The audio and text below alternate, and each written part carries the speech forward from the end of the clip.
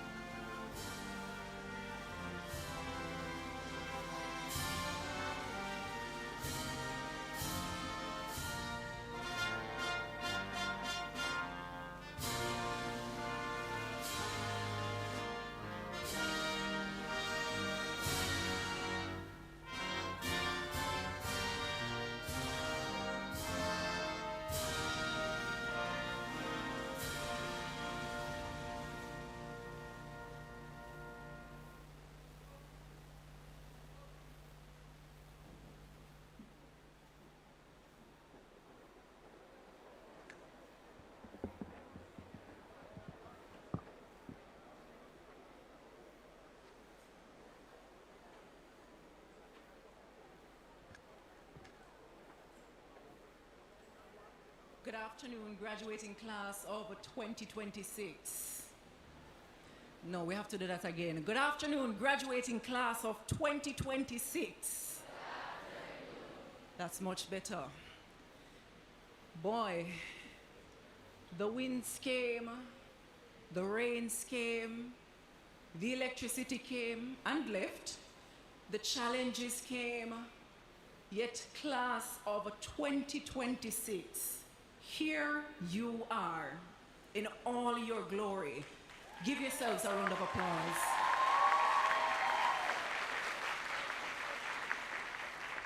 Of course, you're graduating a little bit more interestingly than most, but I don't think there's any other graduating class that has earned the right to talk about overcoming obstacles more than you. And if the past few days with those windy incidents that we would have seen, would have taught us anything, is that even after surviving the rigors of Hurricane Melissa, the weather will still try to keep us humble. But to that we say, not today. Not today at all. Because before me is a sea of blue that is anchored in faith, strengthened by hard work, driven by determination, and covered in grace. And graduating class of 2026, that simply makes you unshakable in the face of obstacles. Give yourselves a round of applause.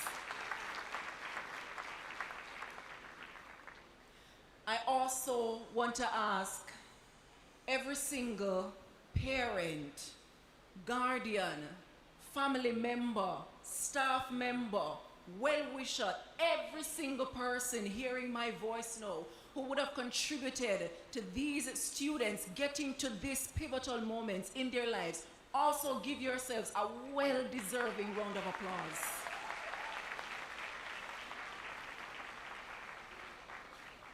Fantastic. As a proud past student, it is indeed an honor to be here to officiate today's festivities. And I would like to start off by asking the head boy to provide us with the opening prayer. Please make him welcome.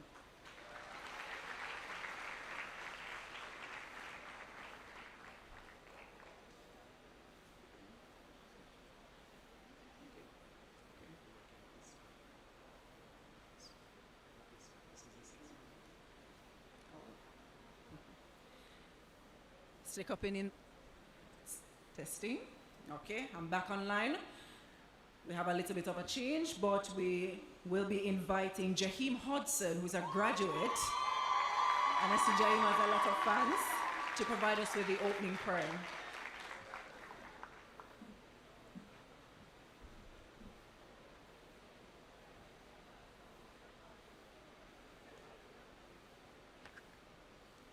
I now invite the graduates to stand for the graduates' prayer.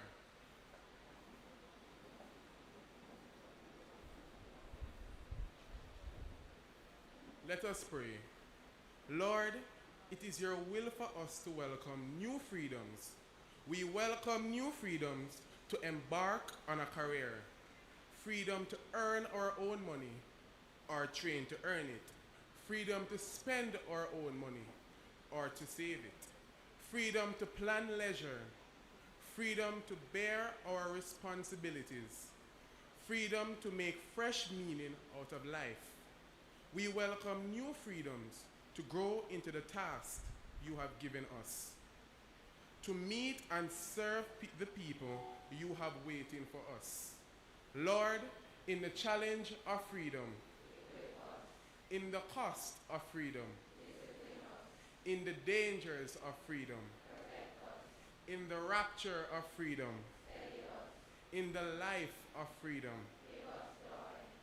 in the factory or firm, in college or office, in whatever place, in whatever condition.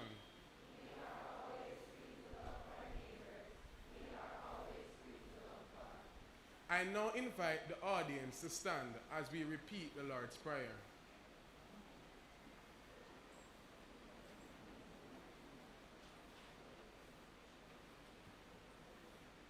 Our Father, who art in heaven, hallowed be thy name, thy kingdom come. Thy will be done on earth as it is in heaven. Give us this day our daily bread, and forgive us our trespasses, as we forgive those that trespass against us. And lead us not into temptation, but deliver us from evil. For thine is the kingdom, the power, and the glory, forever and ever. Amen. Thank you so much, Jaheim. At this time, we'll ask the graduates to lead us in song with the hymn, Great is Thy Faithfulness.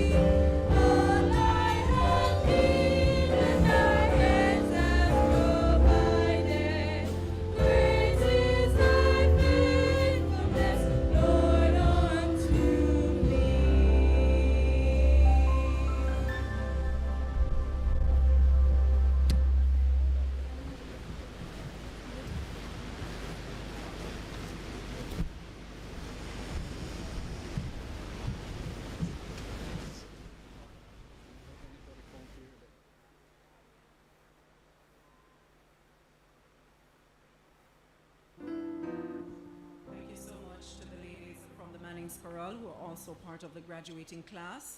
As we continue to have God in the midst of all that we do, we ask Altania Lawrence and Kimora McIntosh to join us on stage for the scripture lesson.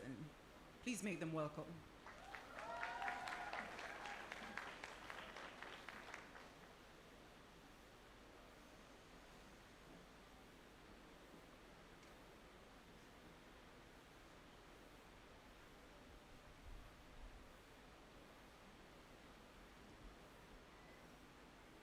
As we are called upon to do the scripture reading, we do so in Jesus' name. The scripture reading is taken from Philippians 4, verses 4 to 9, and it reads thus: Rejoice in the Lord always, and again I say rejoice. Let your moderation be known unto all men. The Lord is at hand. Be careful for nothing, but in everything by prayer and supplication with thanksgiving, let your requests be made known unto God. And the peace of God, which passeth all understanding, shall keep your hearts and minds through Christ Jesus. Finally, brethren, whatsoever things are true, whatsoever things are honest, whatsoever things are just, whatsoever things are pure, whatsoever things are lovely, whatsoever things are of good report, if there be any virtue and if there be any praise, think on these things. Those things which ye have both learned and received and heard and seen in me, do, and the God of peace shall be with you. Here endeth the reading of a portion of God's holy word. We honor it by saying, Thanks be to God. Thank you so much, ladies. You may be seated. As we've now been anchored in God's presence, at this point in time, I ask Dr. Shamara Brissett to join me on stage to give us the greetings. Please make her welcome.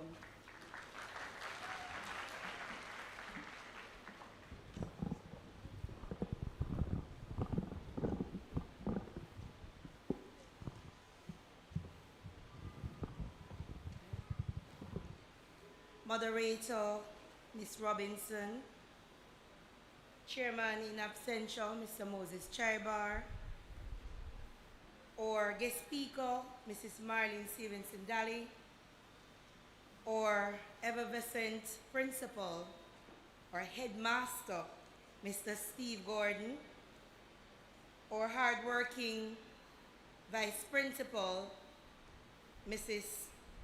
Fiona Vassaker, and of course, our other VP, Mrs. Sharon Thorpe.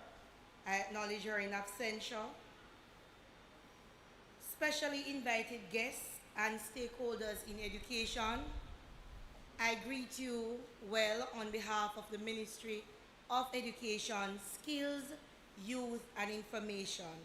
In particular, I bring you greetings on behalf of our Minister, Dr. the Honorable Dana Morris Dixon, and of course our Regional Director, Dr. Michelle Pinnock.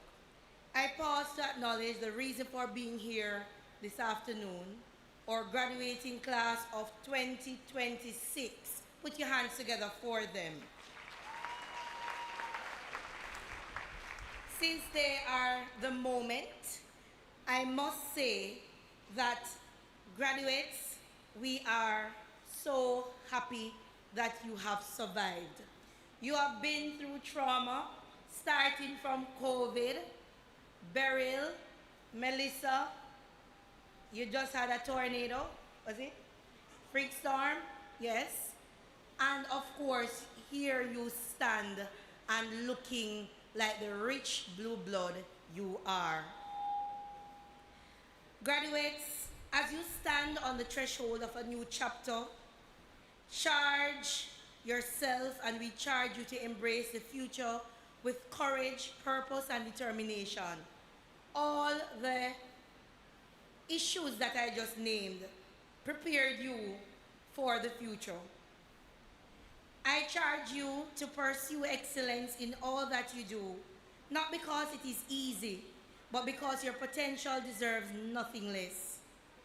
I charge you, ladies and gentlemen, to be lifelong learners, continually seeking knowledge, wisdom, and understanding in a rapidly changing world.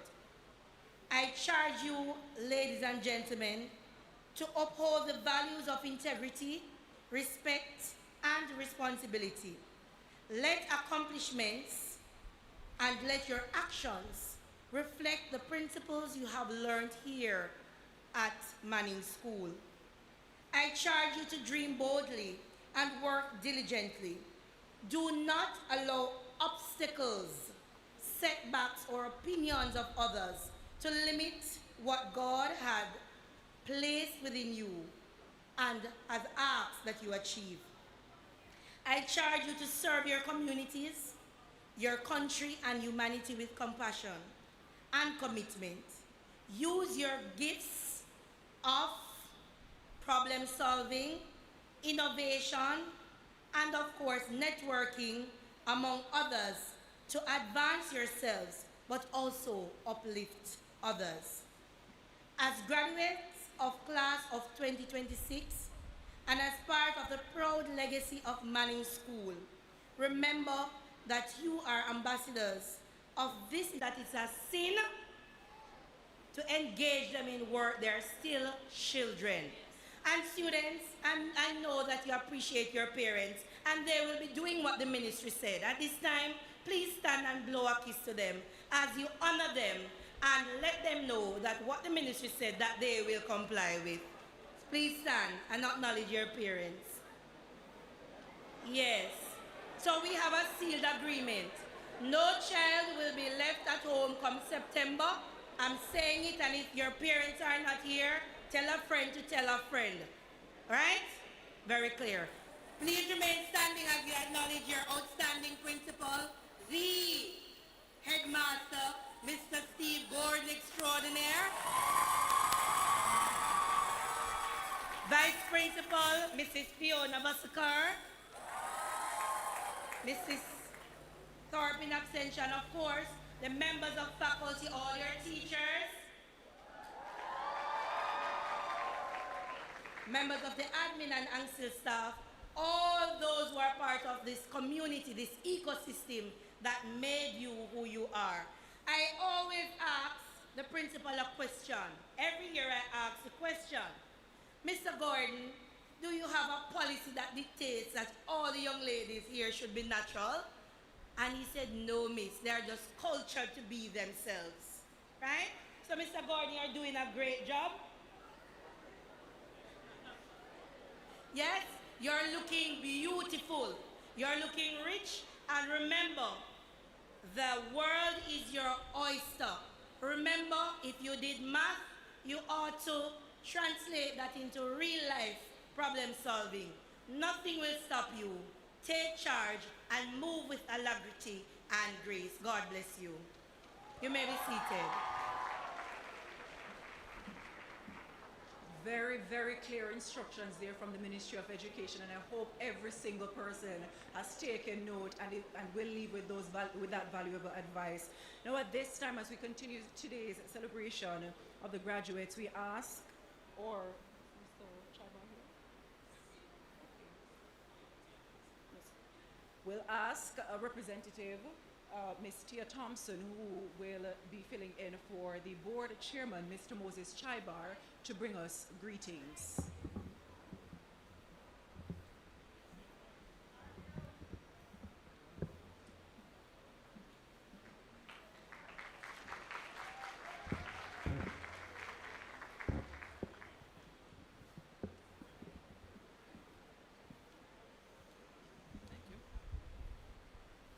Good day, everyone.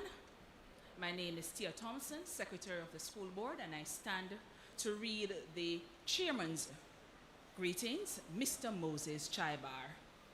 It reads, I would like to acknowledge the presence of Dr. Shamara Brissett, our Education Officer, from the Ministry of Education, our Principal, Mr. Steve Gordon, Vice Principals, members of the Board of Management, teachers, staff, parents, guardians, distinguished guests, and most significantly, the graduating class of 2026.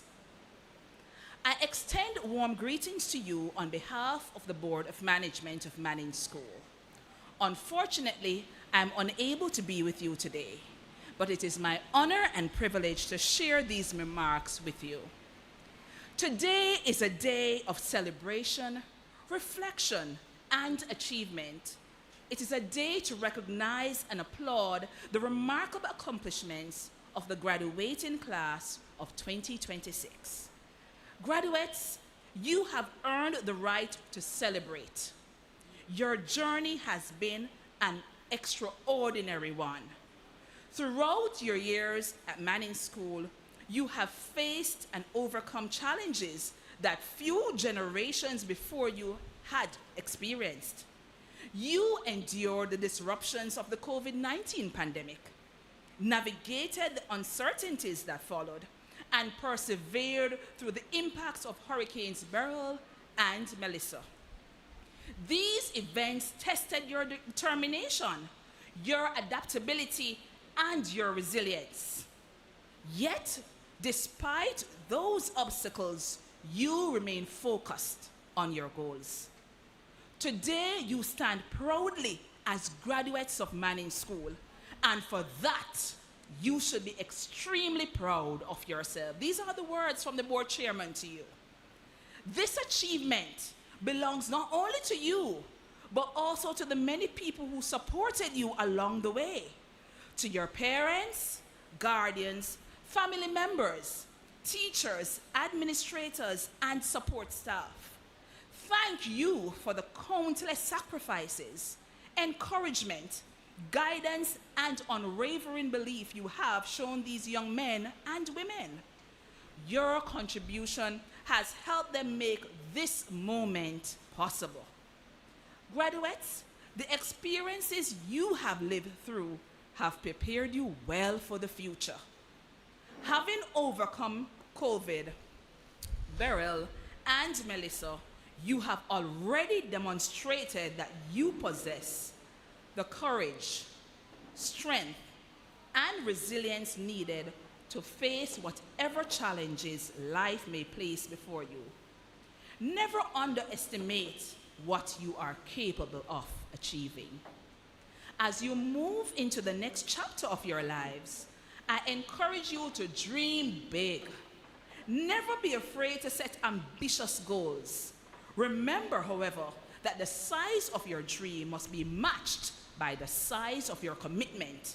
The greater the dream, the greater the sacrifice, discipline, and hard work required to achieve it.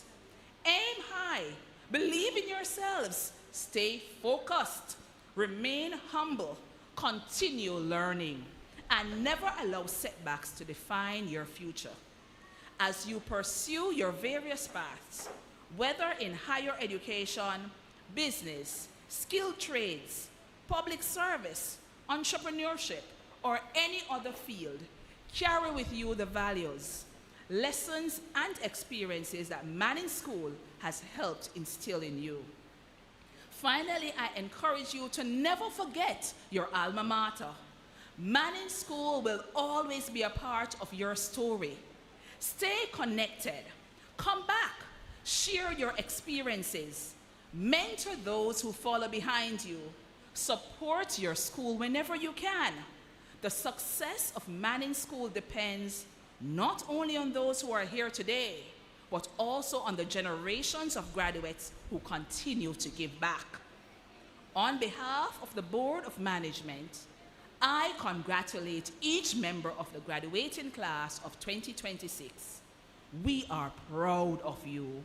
We celebrate with you, and we wish you every success, happiness, and blessing in the years ahead. May God continue to guide your steps, and may your future be bright. Congratulations, class of 2026.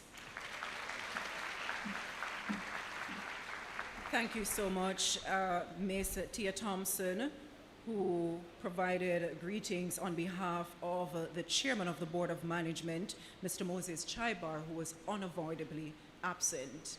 Now, every school has a heartbeat, someone who carries its vision, champions its values and believes deeply in the potential of its students. And so this afternoon, we hear from the man who has helped lead this institution through one of its most memorable years yet.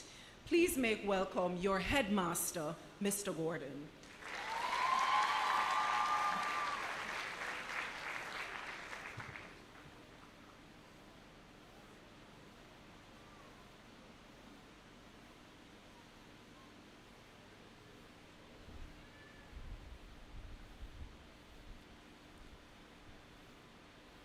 Masters of Ceremonies, Miss Nakinsky Robinson, to our guest speaker, Miss Marlene Stevenson Daly, our chairman in absentia, Mr. Moses Tribar, and sitting in for him, Miss Tia Thompson, other members of the Board of Management, distinguished guests, members of staff. I must point out special recognition to one of our past principals, Mrs. Wagstaff. And sitting beside her, one of our past vice principals, Mrs. Jackson.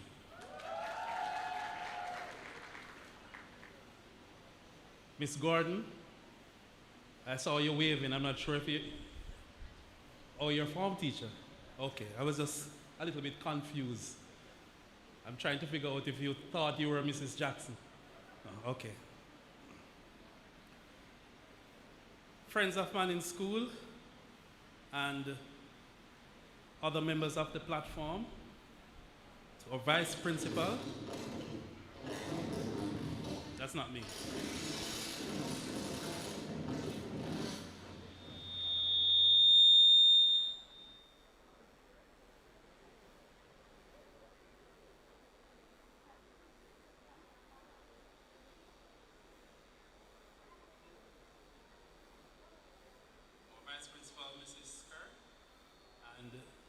Mrs. Starp. Mrs. Starp is avoidably absent. And most importantly, the graduating class of 2026.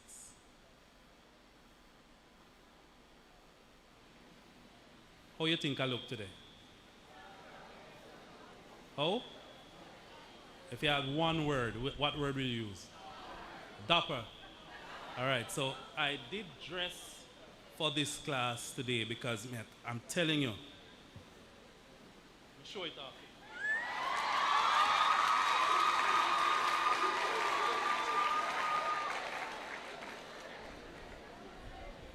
I'm a little out of my comfort zone, but nonetheless, I decided that I'm going to dress up for you today. So a little later, I want my pictures. Good afternoon, everyone. Today is not just merely a graduation. We had a pastor earlier on for the first service, but I can easily say this to this class.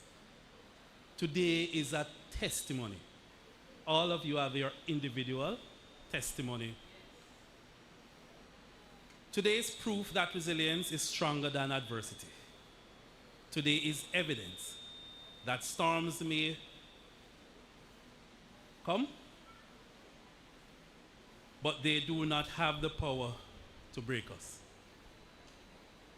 Graduates, when the story of Manning'S is written years from now, the class of 2026 will occupy a special place in the chapter of this institution.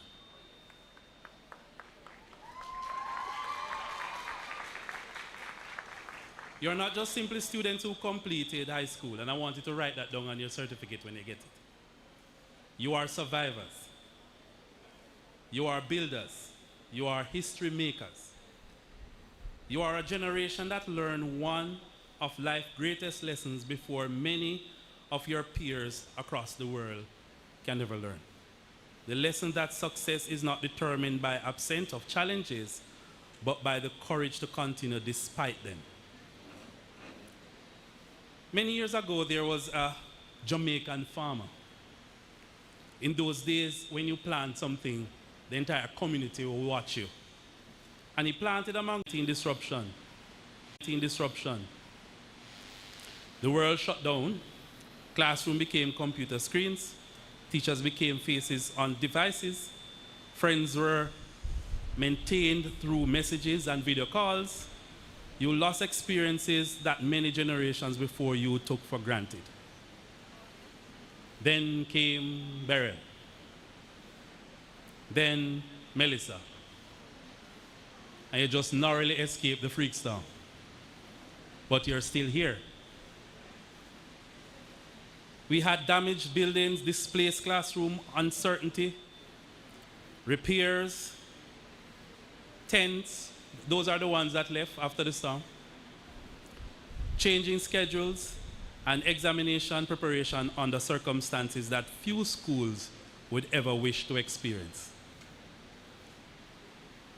There were moments when it would have been easy to surrender. Moments when it would have been easy to complain. Moments when it would have been easy to say, this is not fair. And truly, it was not. But here is what makes the story remarkable. You stayed. You endured. You persevered. You adopted. You continued. And because you continued, you are sitting here today as graduates. My young ladies and gentlemen, life has already taught you a lesson that some people takes forever to learn. A road to greatness is rarely smooth. The people who change the world are not usually the ones that have it the easiest. The people who leave a lasting legacy are often those who learn how to keep moving when circumstances suggest otherwise. Look at our own Jamaican story. Think about Marcus Garvey, a young man from St. Anne who dared to dream beyond the limitation others placed upon him. Think of Miss Louise Bennett, a cultural icon, I'm sure, who would have assisted in the song you now frequently played on your devices. I'm sure you will hear more about it later on. A woman who transformed the language of ordinary Jamaicans into a source of pride and identity. Think of Usain Bolt, the fastest man in history, did not emerge from a sophisticated international sports academy. He emerged from rural Jamaica. Even Shelley and Fraser Price, a woman who rose from humble beginnings to become one of the greatest athletes the world has ever seen. What do those stories have in common? Not comfort, not privilege, not convenience. Their stories are built on determination. Their stories are built on persistence. Their stories are built on resilience. And resilience is now part of your story. The hurricane took roofs. It did not take your dreams. The storm damaged buildings. It did not damage your potential. The winds uprooted structures. They did not uproot your determination. Every morning that you arrive at school, despite the challenges, you are writing your own chapter in the history of resilience. You are writing your own chapter in your own story, a group story of resilience. Every examination you completed under difficult circumstances, and they were difficult. The heat, the tents, you know the stories. This was a declaration of your future, that determination is not going to determine what it is that you become later on. Every obstacle you overcame was proof that greatness is not measured by comfort or of your circumstances, but by the strength of your response. History will record that the class of 2026 did far more than just simply survive. You continue to build the legacy of Manning'S while Manning'S itself was rebuilding. Even as classes were relocated, even as roofs were in disrepair, even as roofs and the tents flew way above the sky, even as lessons moved online into temporary classrooms and underneath tents, you continued to excel. You proved that excellence is never determined by the condition of a building, but by the character of the person inside it. This graduating class has left an extraordinary legacy. And I can tell you, we'll remember you years and years to come. And just to put a tap on the icing or on the cake, I want to mention a few names that would have, even throughout this difficult period, continued to make the school proud.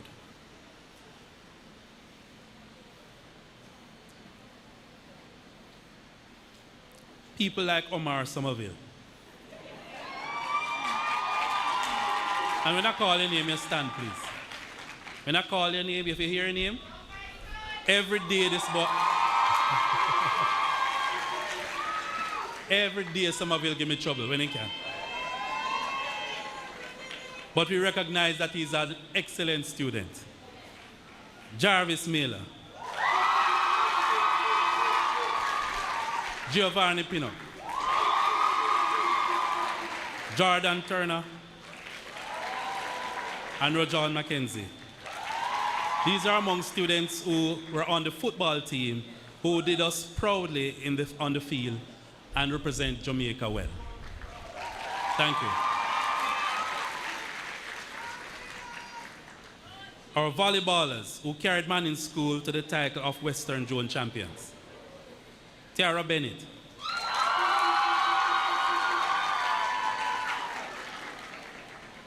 You see her height? Can't tell her anything about volleyball. Miss Bihari.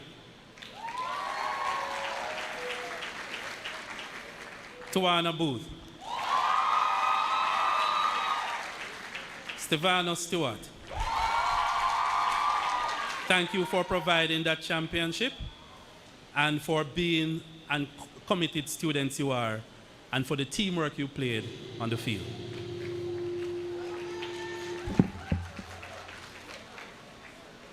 I think they should leave that box alone. Our school was proudly represented through the Performing Arts Society. Our JCDC representative, Tori Forrester.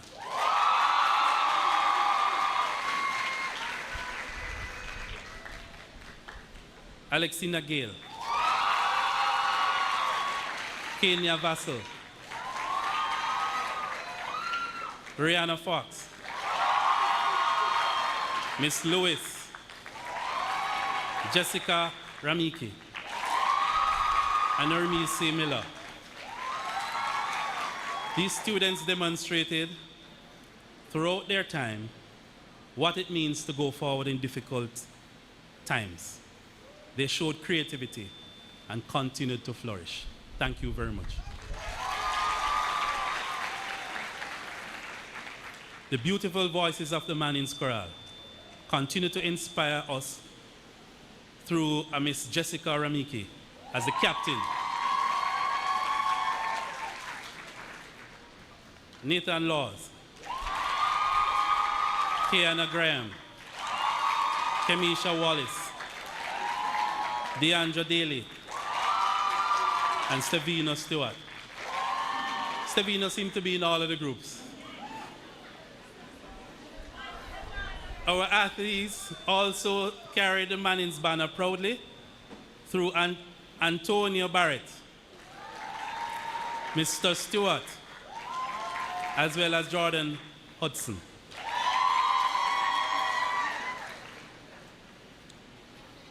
Academically, we continue to flourish, and even in those academic competitions, we produce excellence. For example, our Spanish competitions, and representing us was Hassan Smith.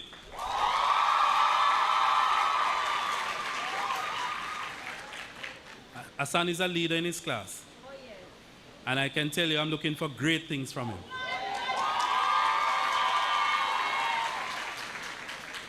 In that Spanish group as well, is Kareem Thompson. Maroni Smith. All represented us with distinction. Our education officer, thank you very much, gentlemen. Our education officer just mentioned mathematics, and every year we participate in the Mathematics Olympiad program at the University of the West Indies. Even through our difficult time, we even step it up and enter the one at UTech. But the Olympiad team include Miss Spence, Akria Spence, Danielle Scott, Jabari Barnaby, Simonique Spence, Calesia Walters, Ejari Cunningham. They all continue to make Manning'S proud with our academic tradition, while Hobin Lu earned second place and Sai captured the first place in their category at the mathematics competition. Thank you very much. You did Manning'S proud. Our representative at the UTech mathematics quiz competition, Simonique Spence, also demonstrated academic excellence that defines the institutions. Leadership continues to strive and strengthen through this class, and just to name a few, Daniela Lewis faithfully served as Secretary of the Student Council, while Marquise served as Vice President. I think Marquise is the most decorated fifth former in the group. Am I right? Marquise also led the Peer Counseling Society as President, ensuring that others were encouraged during difficult times. Thank you, sir. Miss Lawrence, Altania Lawrence, served as President, while Marquis served as First Vice President, demonstrating servant leadership at his finest for the Interact Club. We also celebrate those whose commitment to excellence ensure prestigious scholarship is also available to this institution. Just a few. Mr. Hira Barrett, recipient of the Shades of Blue Scholarship, and also of the Class of 1982 Scholarship. Tanisha Mosley, the Grace Kennedy and Chairman Scholarship. Jaden Bennett, yes, recipient of the Scotiabank Scholarship throughout first to fifth form. Thank you. Thank you very much, students, for keeping the academic flag flying high. Graduates, these are just a few of the accomplishments. And it did not happen throughout ordinary times. They happened during one of the most difficult chapters in the history of Manning'S School. That is why these achievements shine even brighter. Each medal won, each scholarship earned, each competition entered, each leadership role accepted, each performance given, each victory celebrated was another declaration that adversity would never define this graduating class. Graduates, please remember that life will not always be fair. There will be storms that you did not create. There will be setbacks that you did not deserve. There will be disappointment you did not expect. But when those moments come, remember Hurricane Melissa. Remember the freak storm. Remember Manning'S School. Remember this graduating class. Remember that resilience is not measured by what happened to you, but it is measured by what you do next. The class of 2026 has already learned this lesson. You have already proven that difficult circumstances cannot destroy determined people. You have already proven that success is possible even when conditions are less than ideal. I watch you sweat during those exams. I feel so sorry for you. Yes. But I can tell you, I gave you the AC, I gave you the fans, I couldn't do nothing more. Miss Davis will carry water, can give you every day. We tried our best, and I hope you see that we were trying. You have already proven greatness is not born in comfort. It is forged in adversity. Congratulations, class. The storm has passed. The rebuilding continues. And now it is your time to ride the waves of your future. May God continue to bless you, to bless your parents. And before I close by saying, and to bless Manning'S School, I want to give a special thanks to the parents who saw it necessary to even send out the students during this difficult period. You too are part of the story. I want to pause to say thanks to the staff members, our faculty, that despite the odds and despite the rubbish I tell you about, we have to be strong for the students. You listen, you apply your caring nature, and you roll with the students. And I can tell you, I believe this is one of the easiest periods despite the difficulties I had with staff, because they were all lined up behind me like chickens and father hen. And I really want to thank you for making this period easier than I would have imagined. Thanks to the support staff, thanks to our past students, I started the asking of our past students when the storm hit in South Florida, and I gave my first presentation to South Florida chapter. They have never let me down. And many past students along the way, many ear groups came along and they supported the task. At this time, I'm asking that in recognition of our past students and our sponsors, I would like to present this token of our appreciation. And Miss Suzette Lynch, Chedi Singh, to accept.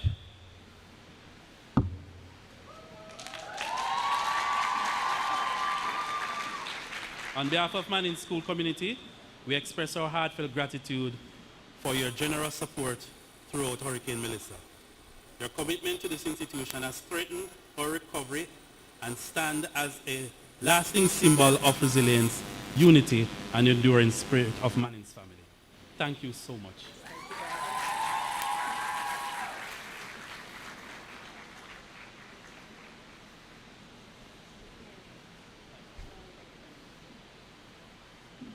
Class of 2026, big up yourself. God bless you.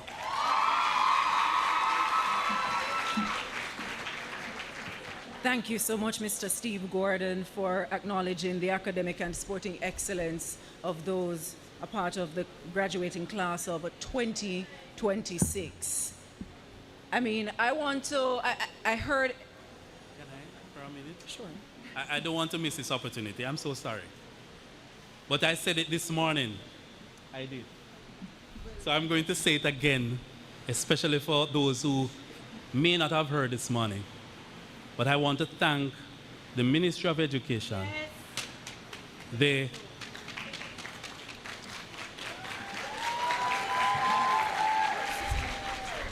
NET, which is the arm of the Ministry of Education, the contractors and the workers who would have gotten this space ready for this valedictory service. So thank you, thank you, thank you. Thank you so much, Mr. Gordon. Now, at this time, I think there's a lot of things worth celebrating. And so at this time, we invite the Manning'S School Chorale on stage to lead us in song. Please make them welcome.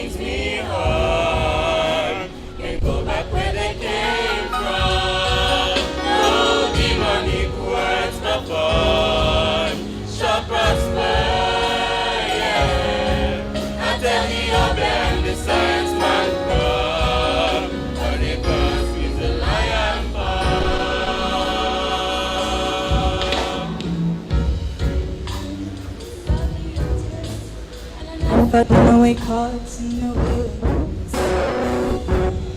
Jah preserves life and guide all I do. Through the ebbs and the depths, we jump of frustration and we conquer of Jah preserves life and guide all I do. So all the evil that means me harm can go back where they came from. No demonic words no fun shall prosper, yeah. Until the open the science man come, but they cross with the lion bomb.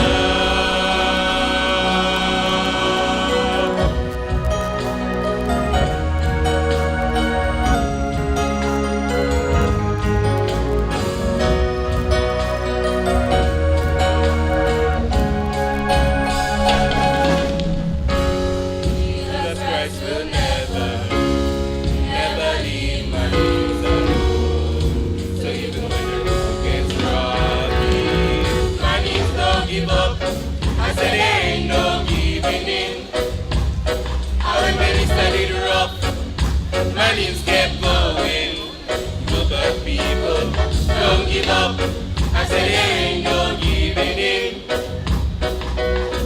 Jesus Christ died, I and I from the beginning.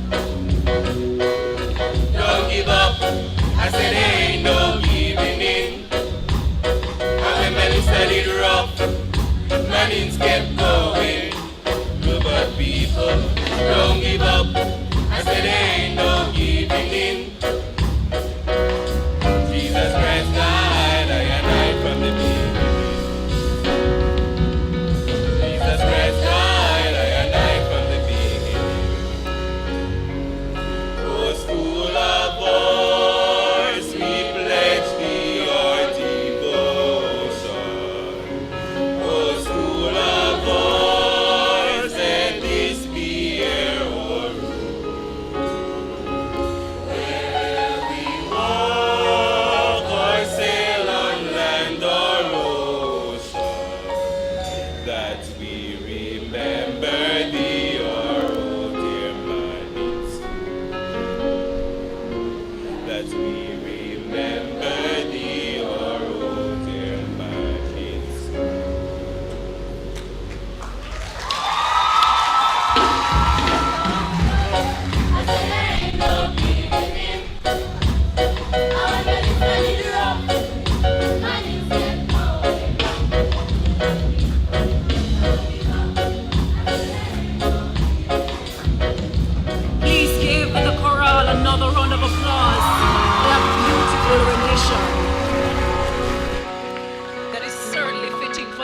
occasion and every single thing that was endured throughout the academic year. At this time, we move to a very key part of the program, and at this time, I ask to join me on stage Kareem Thompson to introduce the guest speaker for this afternoon.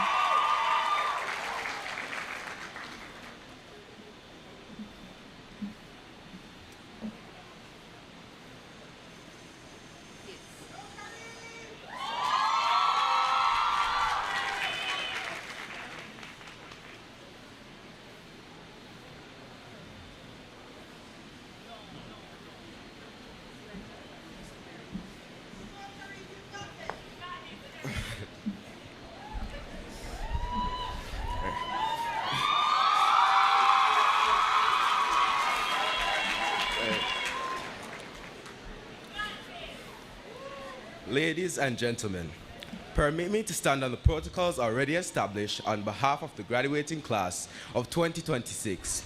A pleasant afternoon to you all. There are some voices we hear and quickly forget, but there are others that leave a lasting imprint. Voices that educate, inspire, and challenge us to pursue excellence. For nearly 3 decades, one such voice has echoed through classrooms, living rooms, and auditoriums across the island. Week after week, for 29 consecutive seasons, students across Jamaica have heard her voice at the helm of TVJ's Schools Challenge Quiz, the region's longest-running television program. Yet while many know her as the woman who asked the questions, her life's work has been dedicated to helping others discover their answers. A graduate of both the University of the West Indies and the University of Technology, she earned a Bachelor of Arts in Mass Communications and a Master of Business Administration in Marketing, respectively. She has devoted her life to leadership, service, and the pursuit of excellence. Her commitment to lifelong learning is further reflected in certifications in public relations, project management, and events management from George Washington University, among several others. What many may not realize, however, is that the one behind that familiar voice is an award-winning communications professional with more than 40 years of experience. She currently serves as the coordinator of corporate communications and community awareness at the Tourism Product Development Company Limited, TPD Co., where she has earned 3 Manager of the Year awards and serves on several strategic committees. Prior to this role, she served as the national coordinator of the Spruce Up Jamaica program. Her contributions to media and communication were recognized nationally in 2025 when she received the Press Association of Jamaica's Veterans Award. Beyond her professional accomplishments, she's a distinguished Toastmaster who has served twice as Distinguished President, as Distinguished Area Governor, and as District 81 Public Relations Manager for Toastmasters International. Her passion for service extends well beyond the workplace. She serves as chairman of the board of John Rollins Success and Primary and Infant School, chairman of the St. Joseph's Catholic Church Advisory Council, an internationally certified coach for the Speakers Training Camp, a podcaster and author, a justice of the peace, a devoted mother of 2, and a proud grandmother of 4.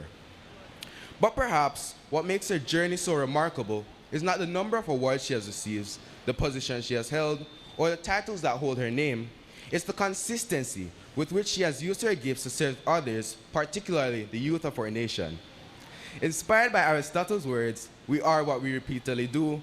Excellence then is not an act but a habit," she has transformed excellence from a philosophy into a way of life. Graduates, many of us grew up hearing her voice, but today we have the privilege of hearing her story. A woman whose story has inspired a nation, whose voice has enriched countless lives, and whose example continues to challenge us all to pursue excellence. Ladies and gentlemen, put your hands together in true Manning'S School style as we welcome to the podium our 2026 Valedictory keynote speaker, Mrs. Marlene Stevenson Daly.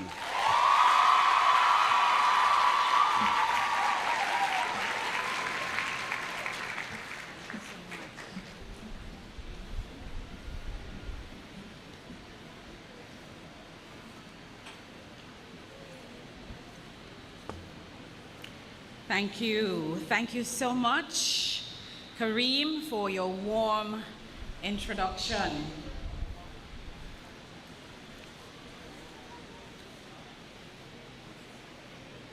Put your hand in the hand of the man who steals the waters.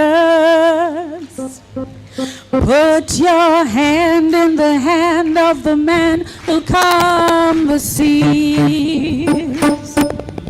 Take a look at yourself. You can love differently. Put your hand in the hand of the man from Galilee. All right. Chairman of today's program, McKinsey Robinson. Dr. Shamara Brissett, Education Officer, Ministry of Education, Skills, Youth and Information. I'd like to acknowledge Ms. Tia Thompson, who is sitting in for Mr. Moses Chaibar, your Chairman of the Board, and other members of the Board. Mr. Steve Gordon, who is looking dapper indeed today, your Headmaster for the Manning'S School, and in absentia, your two Vice Principals, Mrs. Sharon Thorpe and Reverend Fiona Vasselkar, your Vice Principal of Administration, members of the academic, administrative, and ancillary staff, parents, specially invited guests, and stakeholders all in education. Good afternoon. It is a good afternoon, is it not? All right, so one more time, good afternoon. Most importantly, and saving the best for last, allow me to acknowledge the incredible class of 2020. Put your hands together for them.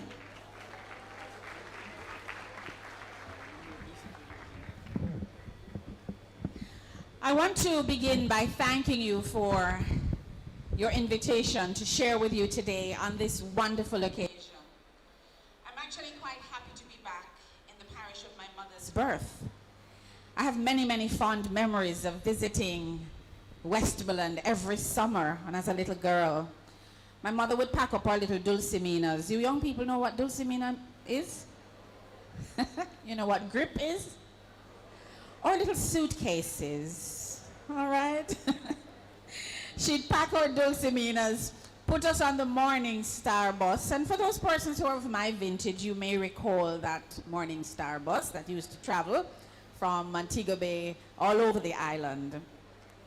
Morning Star, and she'd tell the driver to drop us off at the Grange Hill Post Office, where my grand aunt would meet us, and she'd take us to a little district called Race Course. Anybody from that neck of the woods? Race Course? All right, but we'd get into all kinds of mischief during the holidays, including going to river and getting into all kinds of cooking and janga and crayfish and those kinds of things. So I have many, many fond memories of being in Westmoreland. Also, my grandfather lived in Peggy Barry. Yes? And several of my aunts and granduncles and other members of the family from my mother's side are from this very historic parish of Westmoreland. But you know, that was then. Let me get back to today's reality. Look around you. Look around you. Take in the crispness of the caps and the bright, beautiful blues of the gowns and the absolute certainty of this moment. For the last few years, your lives have been governed by a highly detailed map. Your days, graduates, were structured by bells, syllabus deadlines, and clear pathways. You knew exactly where the safe harbor was because your teachers, your parents, and your mentors drew those boundaries for you. But you know something? Tomorrow morning, in fact, the moment you leave here this evening, that map expires. Our theme today is sailing uncharted waters, rising with strength and resilience. And that is a beautiful romantic phrase to put on a graduation program. But let's be entirely honest about what uncharted waters actually mean. It means you're heading into a space where there are no pre-drawn lines. I don't mean to scare you, but it means entering into a world of deep unpredictability, shifting currents and economic, technological, and personal weather patterns that no one in this room can fully predict for you. Sailing into the unknown can be terrifying, but I'm here to tell you that the open ocean is not your enemy. It is in fact your proving ground. It is where you will have the opportunity to show your true self. And if anyone in the world is ready for that open ocean, it is the class of 2026 that's sitting before me this afternoon. Because your reality is that this class of 2026, and I heard it before, is extra special. So I want you to touch your neighbor and say, we are extra special. No man, you have to do better than that. Touch your neighbor and say, we are extra special. To stay on course, you have to pivot several times. And many graduating classes can talk about resilience as an abstract concept. They read about it in textbooks. But for the class of 2026, resilience is not a theory. It is your autobiography.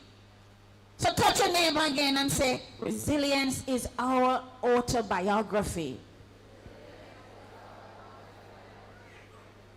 Because you see, your voyage did not begin in calm, sunny harbor. Think back to how you started this high school journey. You remember? You entered these waters during the heights of the COVID-19 pandemic. And instead of walking through physical hallways, finding your desks and meeting your peers and your new teachers face to face, you were abruptly cast out into the uncharted territory of unprecedented virtual learning platforms. Your classrooms became computer screens and your social circles were confined to digital boxes. You, graduating class of 2026, had to learn how to navigate isolation even before you learned how to navigate high school. But guess what? You adapted. You fixed your sails, you mastered the technology, you focused, and you finally made it back to dry land. But then there was Hurricane Beryl, who rocked your boats and threatened to turn them over. But guess what? You survived. You not only survived, you thrived. And then just as you were finally finding your footing, enjoying your senior milestones and cruising towards the finish line, the sky turned black again. Hurricane Melissa descended upon us all as a historic catastrophic Category 5 hurricane. It didn't just disrupt your schedule. It devastated this very institution and so many others in Western Jamaica.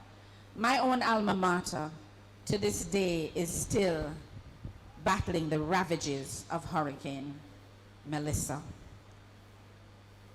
Classrooms were flooded, roofs were torn away, libraries and years of hard work lost. And the physical walls that you called home away from home were now compromised. And once again, your map was shredded. For the third time in your high school journey, you were forced to pivot. You shifted to entirely different modalities, learning under temporary structures, sharing spaces, and utilizing digital resilience tools just to keep your education alive. So 3 times the ocean tried to sink your ship. And 3 times you looked at the storm and you said, we are stronger than the waves. So I want you to say it loud, and I want you to say it as an affirmation and believe it We are stronger than the waves. You can do better than that. We are stronger than the waves. Because you did not just endure, you adjusted your rigging, you looked out for one another, and you kept moving forward. Allow me to share a story of another young person like yourselves who had to navigate without a map. Your unique journey, graduates, perfectly mirrors the incredible example of South African sailor Kirsten Neuschafer during the 2022 Golden Globe race. Now, I don't know if you've heard of this race before, but this race is widely considered one of the most grueling human challenges on the planet. The rules are unyielding. You must sail completely alone, non-stop, around the entire globe. But here's the catch. The sailors are stripped of all modern technology. So they have no GPS, no digital trackers, no electronic satellite weather forecasting. To find their way across this massive churning belly of the ocean, they have to rely entirely on paper maps, the angle of the sun, and they rely on the stars.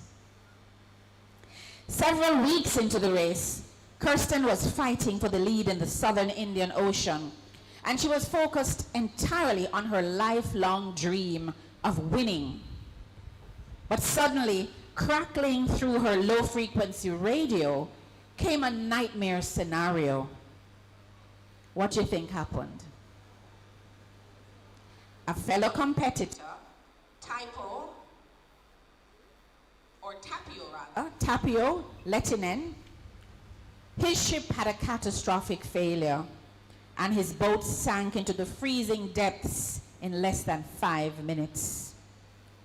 Tapio was left bobbing in a tiny bright orange life raft. He was completely alone in a roaring wilderness of water. Kirsten was hours away. Going to him, to see him, to help him, meant abandoning her competitive advantage. It actually meant giving up her second place position, turning her ship directly into a brewing storm and risking her own life. But she didn't hesitate for a single second. Kirsten turned her vessel, the Minnehaha, around. And for 20 agonizing hours, Kirsten, navigating blind through massive swells, searched for a tiny speck of orange canvas in a desert of gray water. Operating on raw instinct and seasoned seamanship, she found him. She pulled Tapio safely aboard her boat and shared a celebratory glass of rum. I don't know if the cane was from the Froome sugar factory, but she shared a glass of rum with him and celebrated and kept him safe until a cargo ship came and picked him up. And then she turned her ship back toward the finish line. She didn't just catch up with the fleet, though.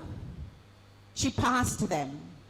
7 months after she first left land, Kirsten crossed the finish line to become the first woman in history to win a solo round-the-world yacht race.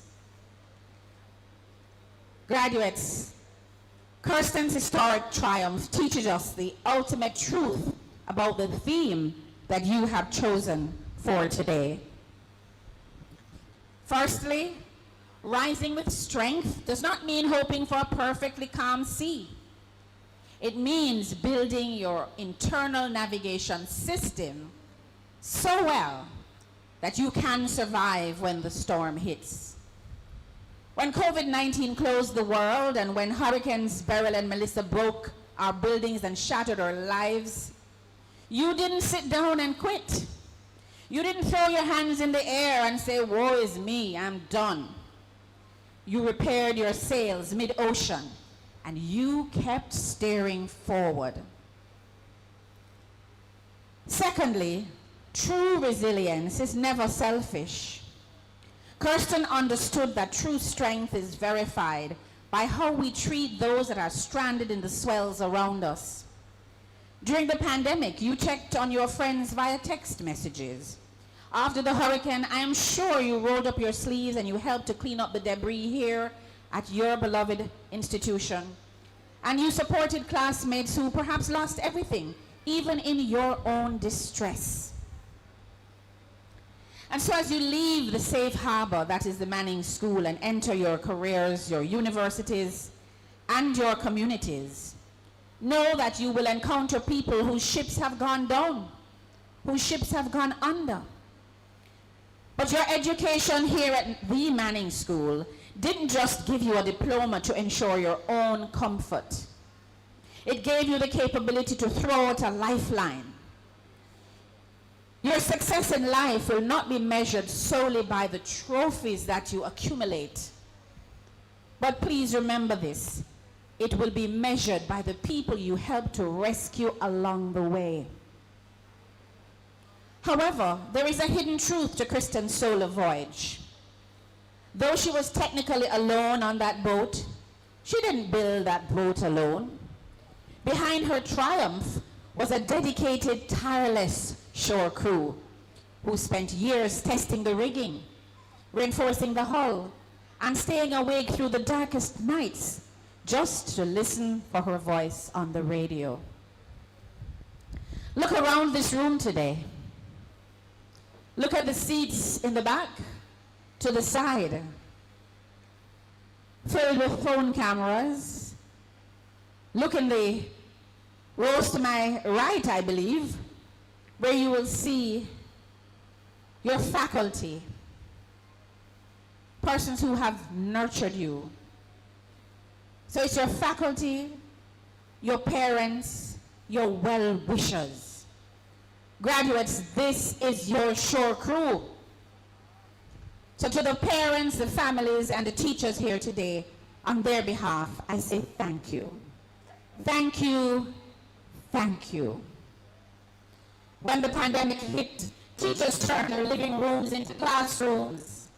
When Hurricane Melissa tore off the roofs, the teachers again, administrative staff, lobbied for the tents and the tarpaulins and the broadband and the emotional anchors to ensure that learning never stopped. Because what we don't realize is that this period has been a traumatic period. And some people hold the trauma in. And when it's ready to burst out. So we're happy that we had persons who were able to be emotional anchors in this time, this distressing time. And they allowed you to never stop learning. You built the foundation that allowed our graduates to stand here today and later to take the stage to receive their rewards, the rewards of their labor. So I want you to give your shore crew the applause that they truly deserve at this time. Big up your parents, your teachers,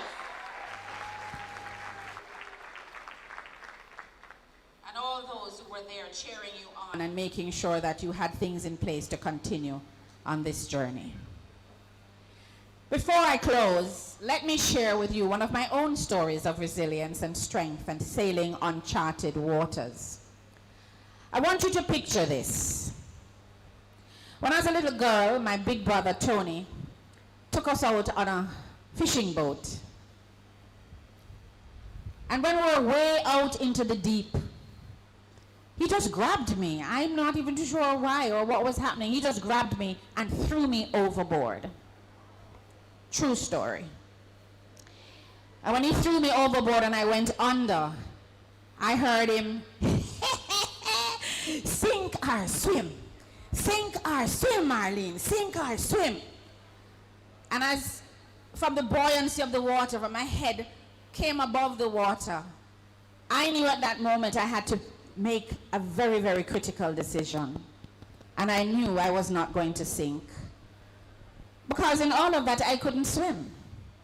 I didn't know how to swim up to that point. I grew up by the seaside and I would go out and catch sea crab and throw out my little line and catch a fish or two here and cook my little Congo pot, but I couldn't swim.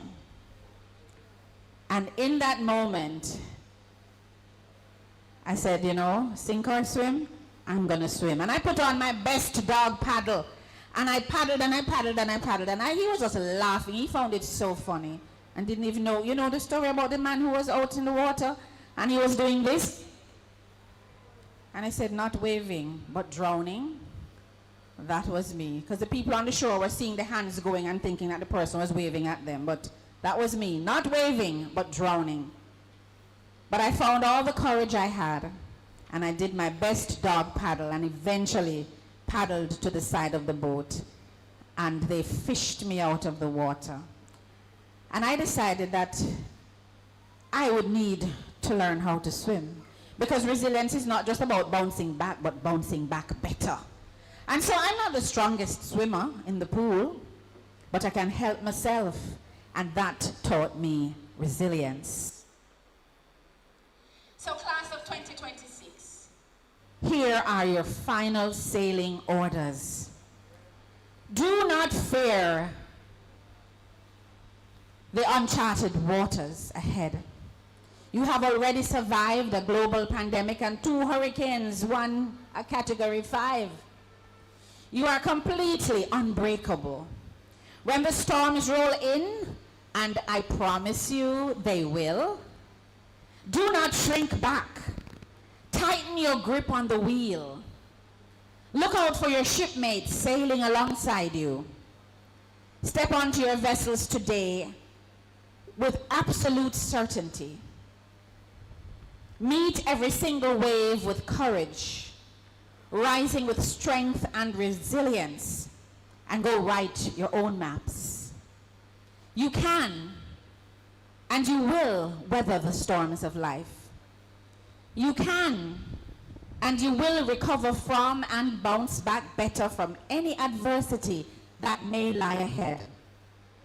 The Manning'S School provided you with a safe harbor and gave you values of integrity, tenacity, courage, adaptability, and compassion.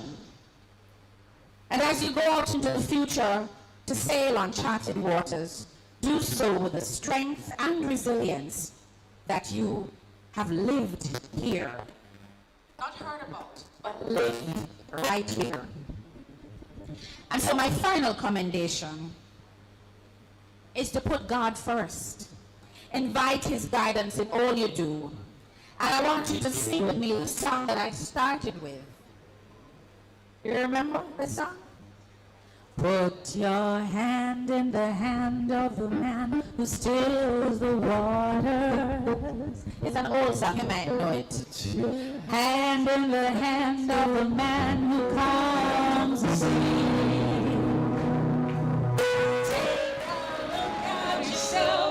You can look at others differently. Put your hand in the hand of the man from Galilee. One more time, come on. Put your hands in the hands of the man who stills the water. Put your hands in the hands of the man who calms the sea. Take a look at yourself and you can look at others differently.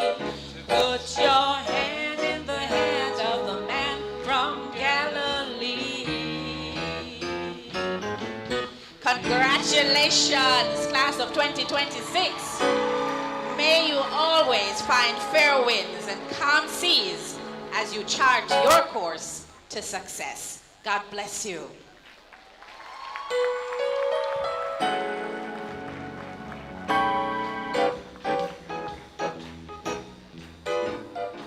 All his benefits to the children of men. Our Father, we exalt you this afternoon. We honor you and we declare you the God of Manning'S School. We thank you, Almighty God. Lord, you have taken them through places, and experiences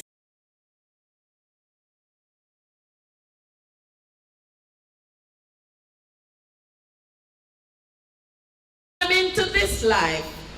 In Jesus' name we pray. Amen.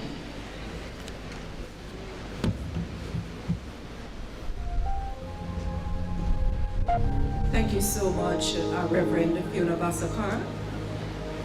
At this point in time, we move to a very special moment in the program where our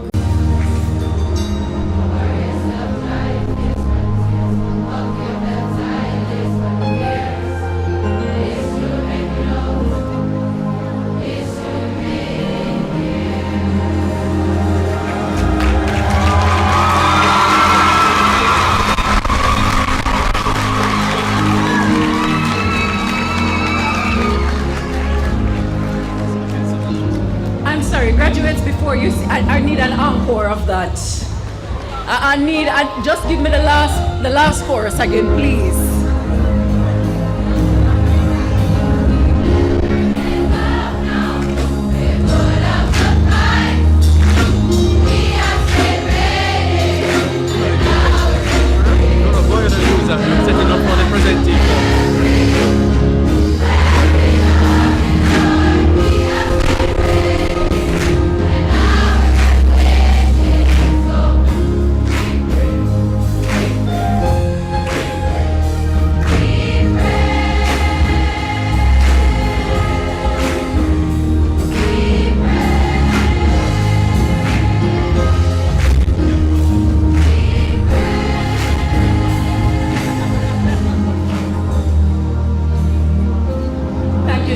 Graduating class of 2026.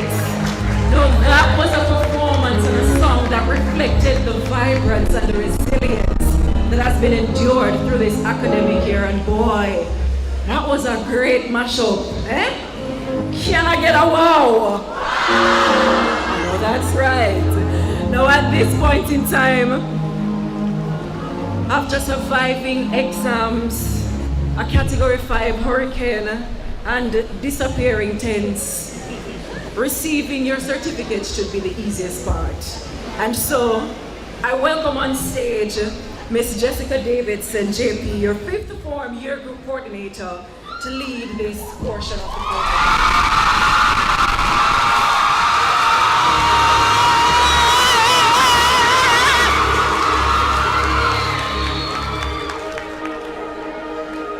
So they never gave up. They put up the fight. They have stayed ready, and now they are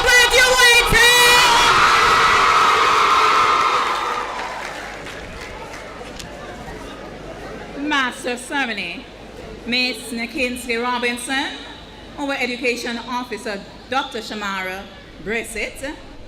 In his absence of the Chairman of the Board, Mr. Moses Chaibar, JP, we acknowledge Ms. Tia Thompson, Secretary of the Board of Management, our Headmaster, Mr. Steve Gordon, our guest speaker for this afternoon, Mrs. Marlene Stevenson Daly, our Vice Principal of Academics, in our absence, Mrs. Sharon Thorpe, and of course, our very own Reverend Fiona Vassakar, Vice Principal of Administration, parents, guardians, teachers, staff of Manning'S School, ancillary administrative, and the graduates, good afternoon. I like it, I like to hear my name. It is indeed a pleasure to be here. To our cohort, congratulations on reaching this moment, and it is my esteemed pleasure to lead us through the presentations of your certificates. So I will now invite Miss Spencer to the stage, and also Miss Campbell.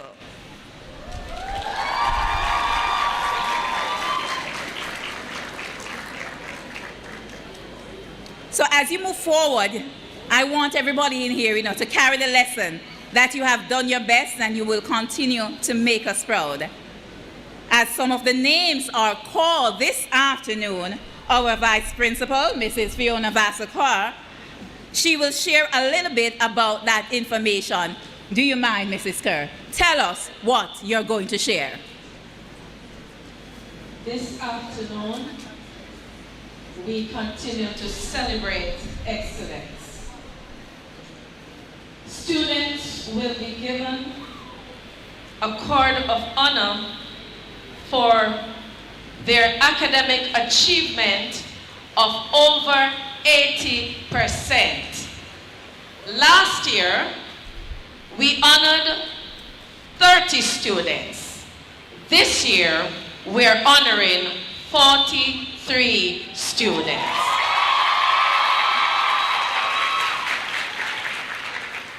Thank you, Miss. So our presenters for this first segment, I will invite Mr. Herman Smith to the platform. Now, Mr. Herman Smith is the father of our valedictorian, Sir Hassan Smith.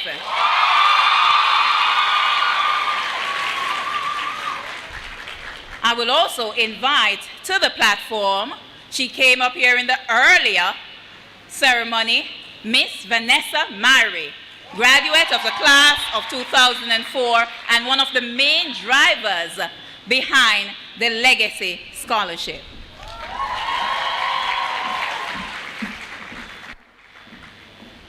Now to take us through the name calls, that proceeding, it will be done by the form teacher.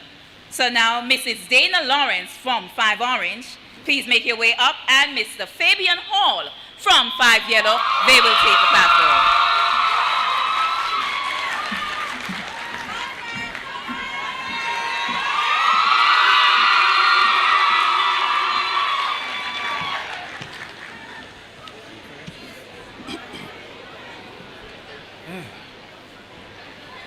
In the words of Marie Curie, nothing in life is to be feared, it is only to be understood. Now is the time to understand more so that we may fear less. It is with great pleasure that I invite the students who understood the assignment, completed the course, moved on to be the graduates of 2026, the greatest science class.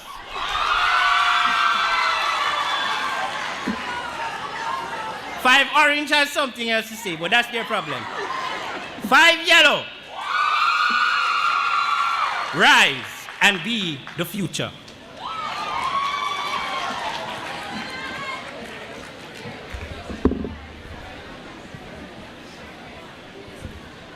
Five Orange, you have truly earned this moment. It is my privilege to present to you the STEM Stars, Trailblazers, Change Makers, Innovators, and Future Leaders. Ladies and gentlemen, with atomic energy, please help me welcome to the podium 5 Orange.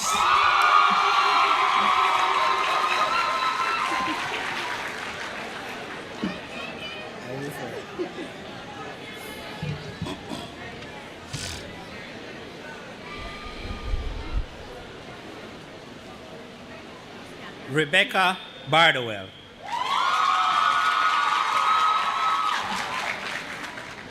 Tahira Barrett.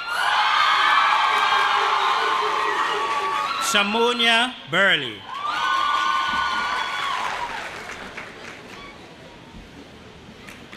Nadira Binns. Daushane Brown.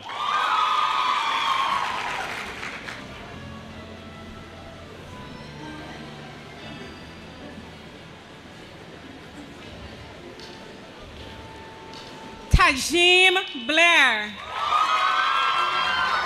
Camille Campbell.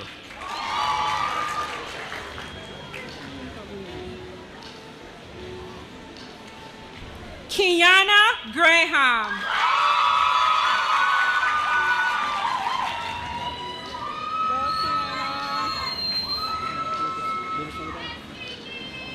Tadesia Davis. Gabriella Holgate.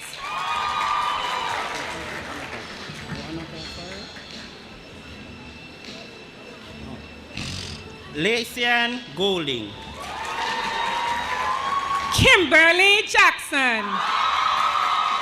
Akela Green.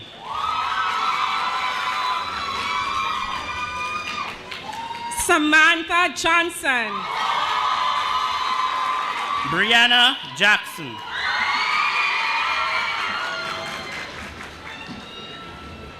Tiana King. Haley Johnson.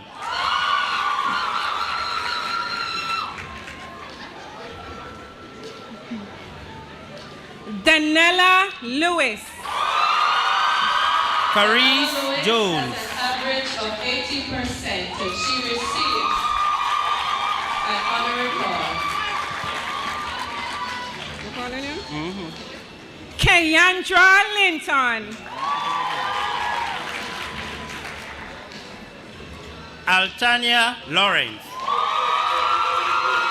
Altania has an average of 88% and she receives a card of honor. Kimora McIntosh. Kimora has an average of 85% and receives a card of honor. Sashage Lewis.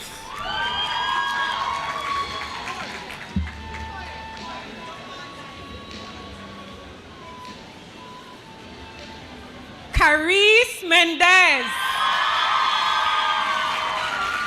Valencia McIntosh. Valencia has an average of 81% and receives a card of honor. Renicia Miller.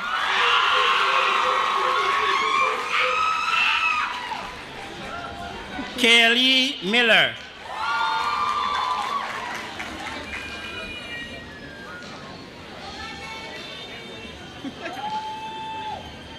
Tanisha Mosley. Tanisha has an average of 85% and receives a card of honor. Shavonna Morris. Britannia Mullings.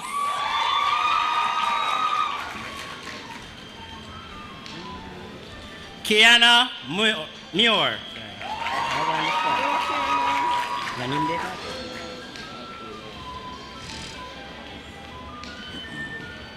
Britannia Mullings.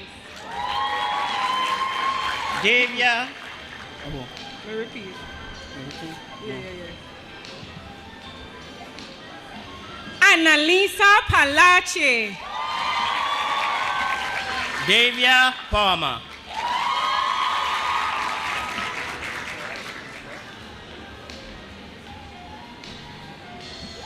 Jessica Plummer.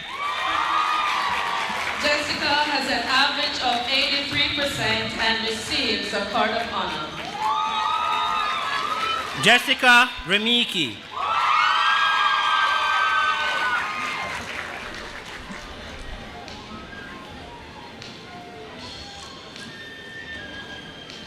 Akili Ricketts. Nicole Robertson.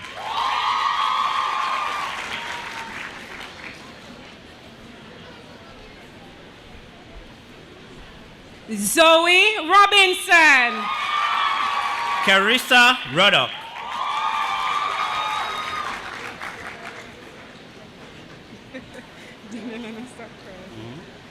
Janella Salabi.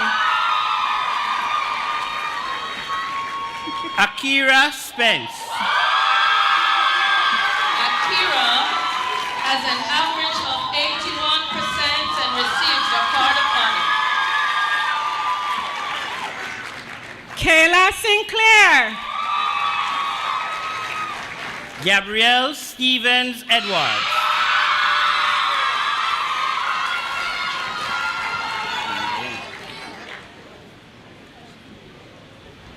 Dania Ann Spence. Tressany Tyson.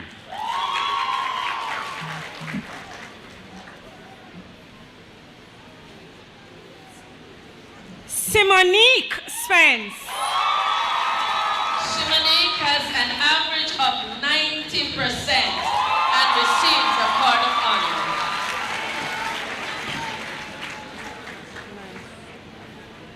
Kashima Wallace.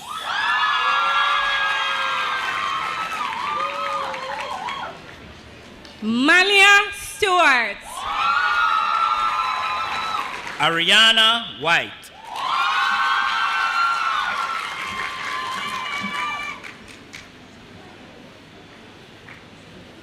Michaelia Waysome. Jaden Bennett. Jaden has an average of 83% and receives a card of honor.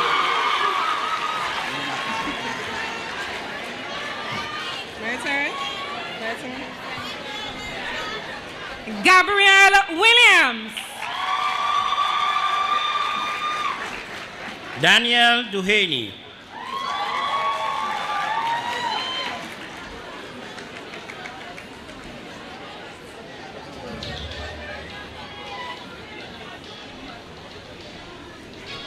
Lishan Wright. Nathaniel Gordon.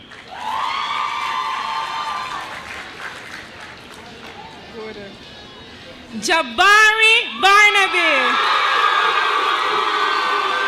Jabari has an average of 83% and receives a card of honor.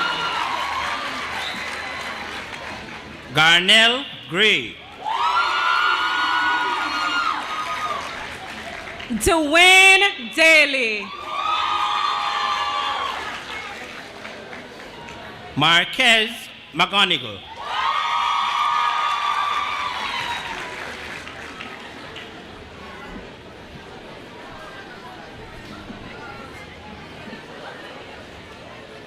Joshua Frater.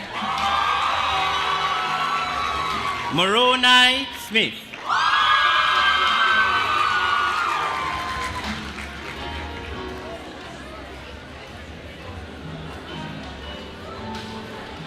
Ronald Graham. Kareem Thompson. Kareem Thompson has an average of 93.5 and he is the top student for this year group.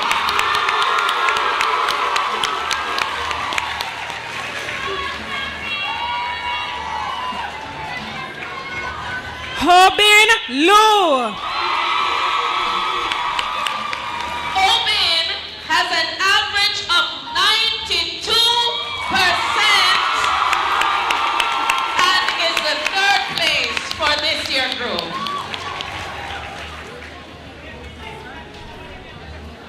That's it for you?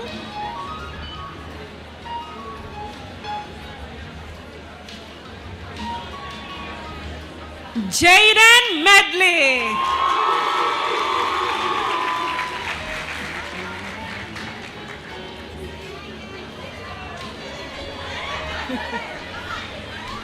Matthew Pennycook.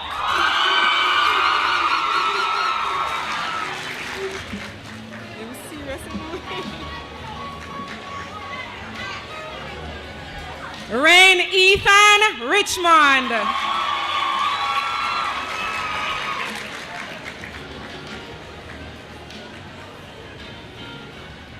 Tahir Williams.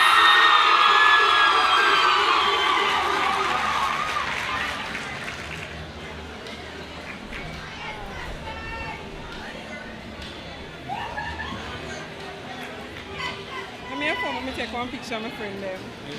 So give me a phone, quick. Me not like Len. Me not want Len. Alright, fine. And I'm going to take a picture of my baby there.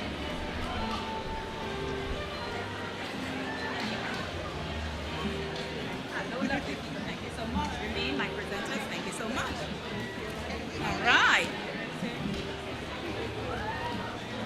remain my presenters. Thank you so much to Mrs. Lawrence and Mr. Hall. Now, because we know this is a momentous occasion and we do not want anyone to be left out, I want to invite back Akira to the stage. Her photo was out of focus. Akira, where's it? Little one. Joyce. This one. Picture out of focus. Are you spending? Akira? All right. No worries. Just pose right here. Pose to the camera.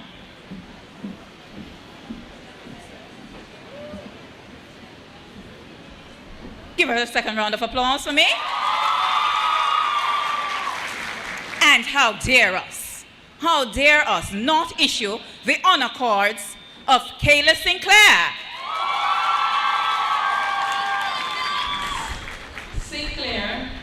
Kayla Sinclair. Kayla, I'm so sorry, my darling. Put it on the card on her. Wonderful.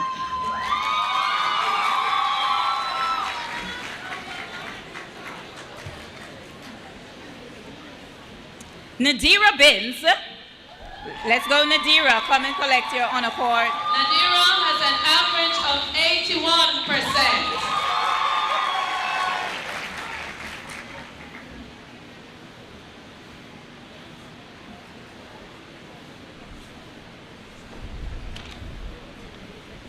Tahira Barrett. Let's hear it for the honor cord, people. Tahira has an average of 84%. Danella Lewis. Danella has an average of 80%.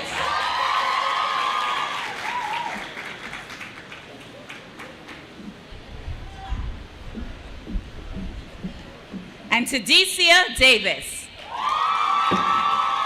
Tadesia Davis has an average of 81%.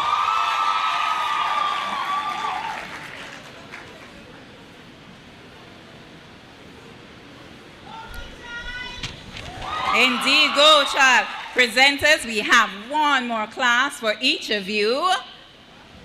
So we're going to keep it ticking and invite Mr. Roxroy Roach of 5 White and Mrs. D. Bradshaw Beswick of 5 Crimson to the platform.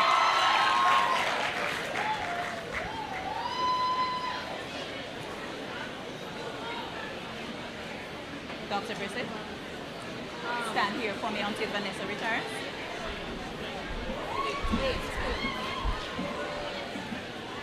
Stand here and take over duties until Vanessa returns. Thank you so much.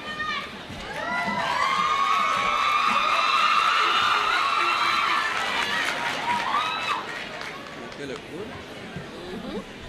Want to start or should I? Oh, go ahead. All right, at this time, I will invite the heartbeat of Manning'S, 5 Crimson, to stand as you make your way to the podium. Let us welcome them. Shift to this side.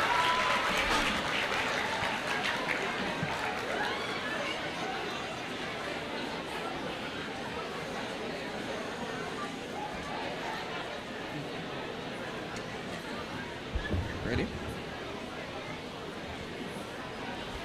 It is not often that one has this pleasure in life. 5 years you have endured. 5 years you have been strong. 5 years afterwards you have conquered. I care not what the other 7 colors, yellow, orange, aqua, blue, red, crimson, green, when combined on that color wheel, they form one color, which is white. The students of 5 White rise and approach the platform. That's you.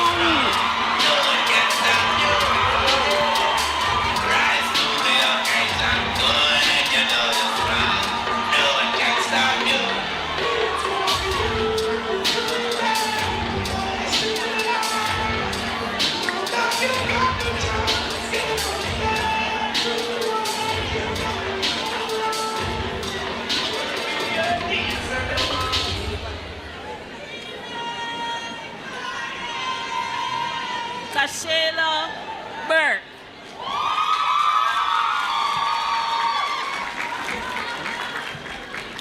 Tawana Booth.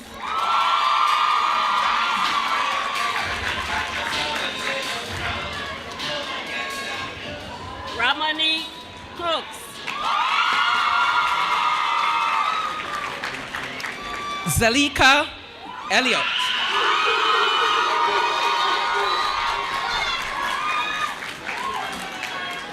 Dejaria Cunningham.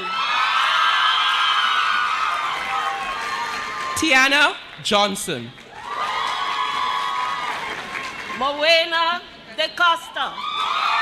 Mowena has an average of 81% and receives a card of honor. Dacia McIntosh. Shante Dean. Atalia Nathan. Kayleen Drummond. Natalia Quest. Nase Dundas. Akelia Titus. Judine Forrest. Aziana Walker.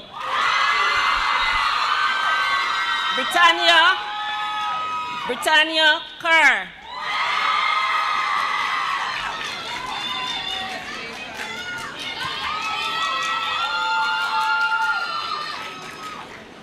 Tahir Archer.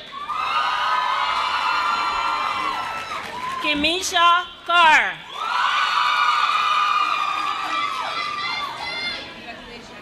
Romario Burke.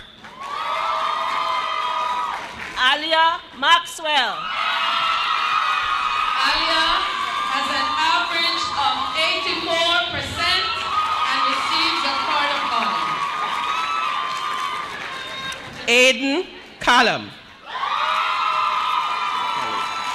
Zaria McFarlane.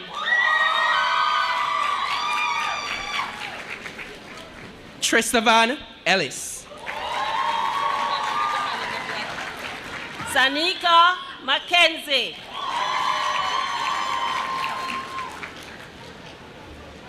Justin Gordon. Courtney Penedo. Dejon Green.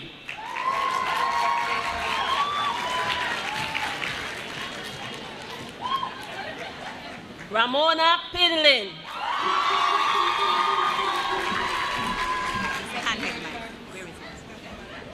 In the eyes of some, he is twin one, but his correct name is Jaheim Hudson.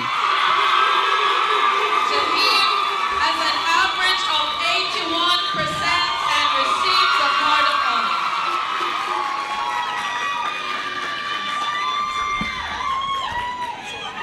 Nevona Ramson.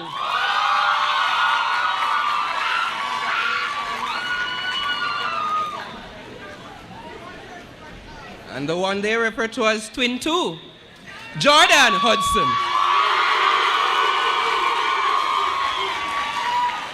Tori Ann Reed. Tajay Irvin.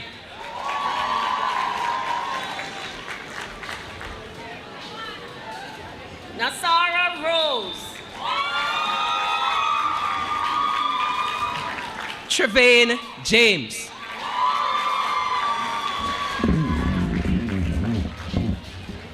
Leonie Sinclair. Carlisle Jones.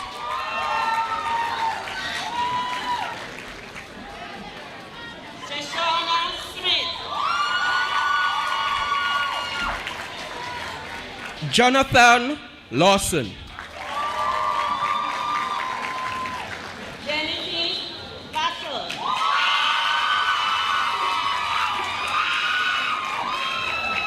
John Mark Little.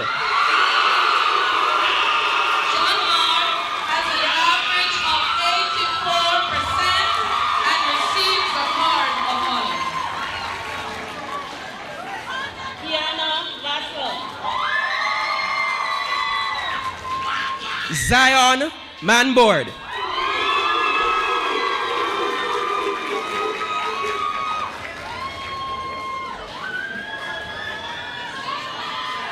Jerde Wallace.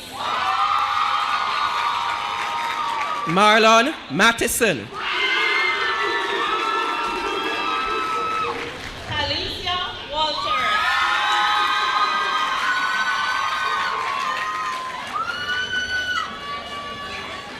Jason Powell. Chanel Watts.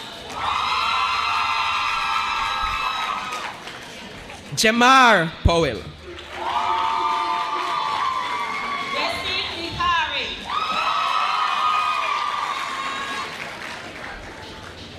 Dean Reed. Tian Brown. Justin Taylor. Javon Burton.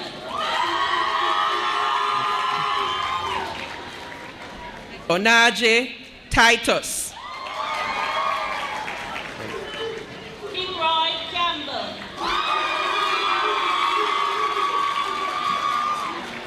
Calvin Virgo.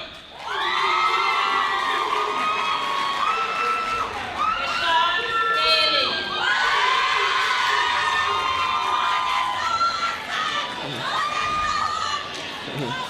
Kevar Walker. Hassan Smith.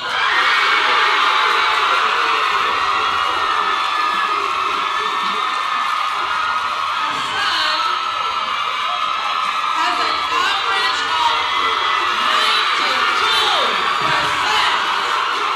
and is second in his year group. He receives a card of honor.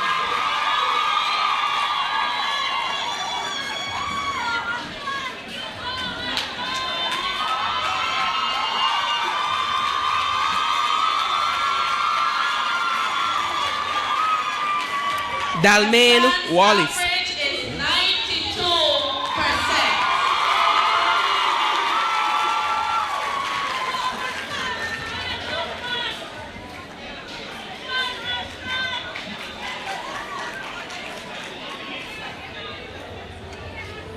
Go ahead. Ivana Stewart. Martino Watson.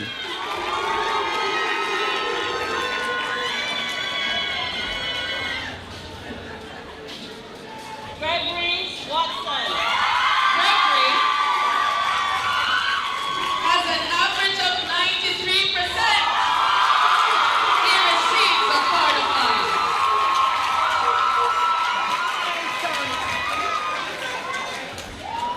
Elvis White. Okay.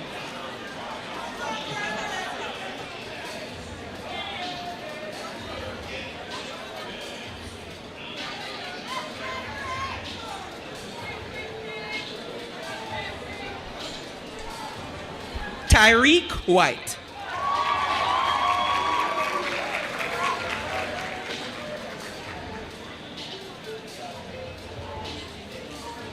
Jaheim Woolery.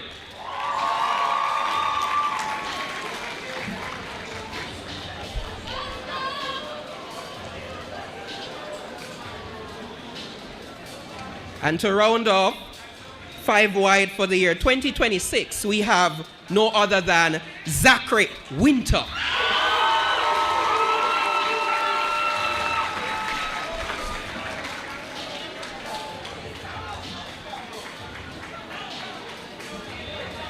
Thank you.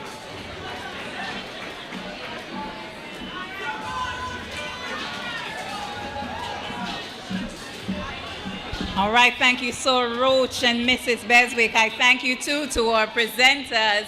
And of course, we must mention our education officer, Dr. Brisick, who took on the role for the second half, and of course, Mr. Herman Smith. Thank you so much. So I do not know why. I don't know why Sir Roach wants to start a color war in this place, you know. I do not know why that is the case, but nonetheless, we shall continue. And it gives me great pleasure to welcome these two ladies to the stage as well. The Miss Westmoreland Festival Queen 2026, Miss Shanique Somerville.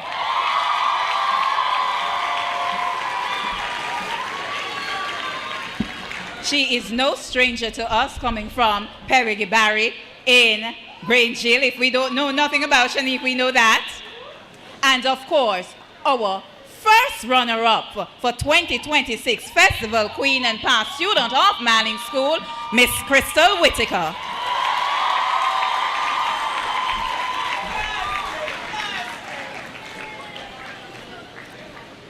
To mention the names, I call Mrs. Rochelle Porter Gardner from 5 Aqua and Miss Sancialoni of 5 Green.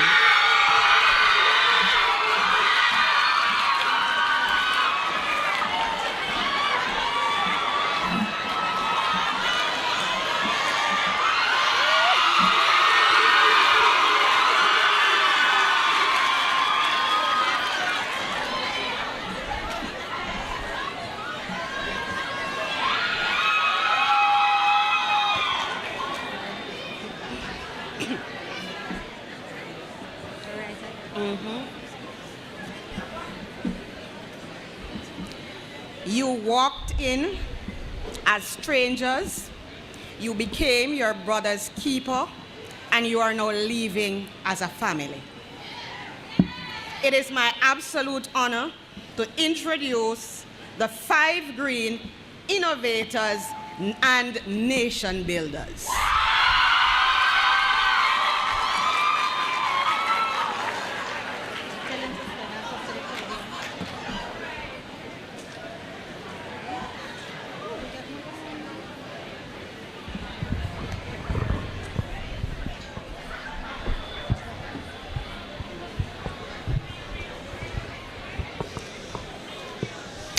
Now, Robert D. Hales once said, "It is not how you start the race, it is how you cross the finish line that matters most."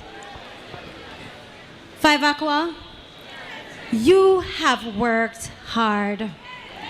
You have won the race. Oh yes.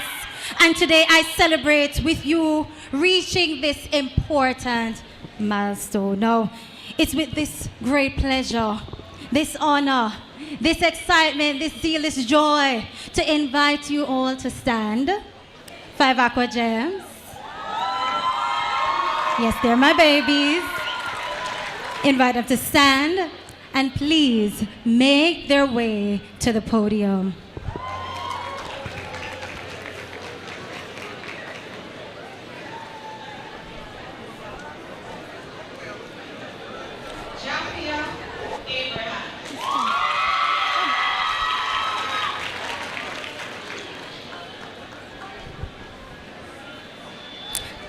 Leah Baram.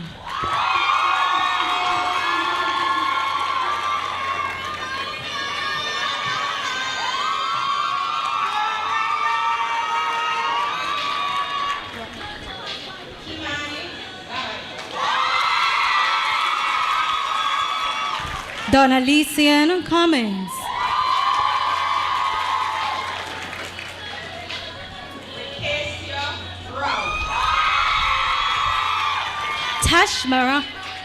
Tash Marie Dixon.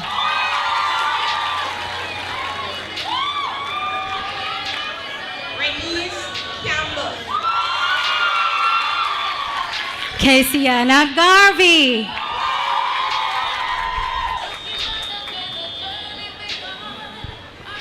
Sadrika Campbell.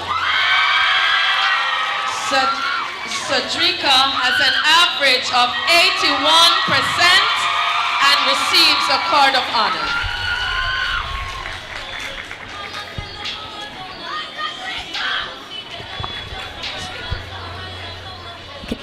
Casey Anna Garvey. Good. Shanae Grant.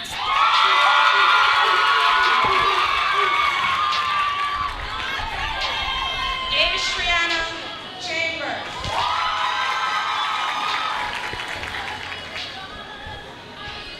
Sanea Hines.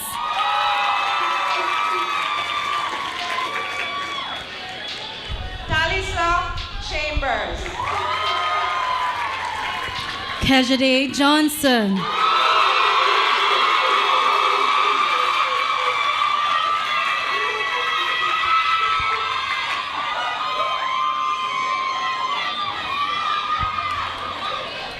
Selena Christie. Rihanna Lawson.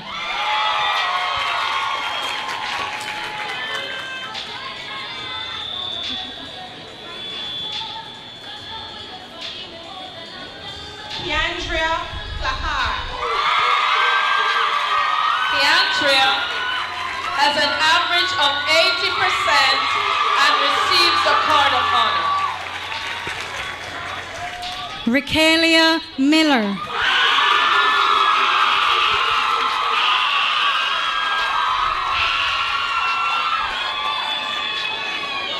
Kesia Cunningham. Kesia has an average of 84% and receives a card of honor. Rayona Perry. Rayona has an average of 80% and receives a card of honor. Tori Dixon. Jamelia Ramsey.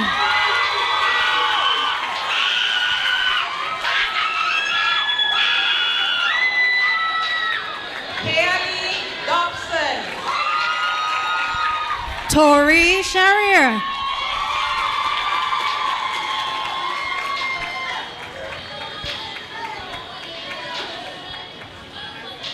Kaylee Fairclough. Tiana Taylor. Tiana has an average of 80% and receives a card of honor. Tori Forrester.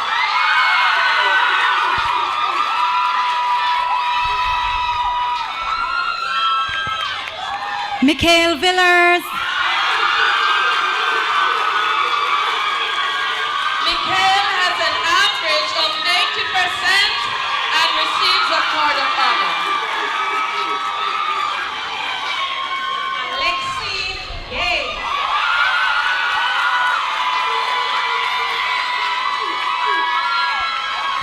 Tavion Brooks.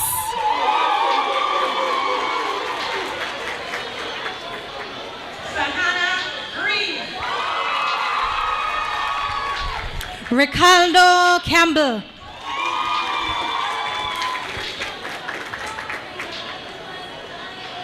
Janelia Hamilton. Pierce Colstock.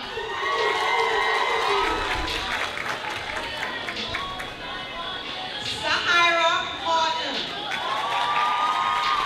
Kamani Davis.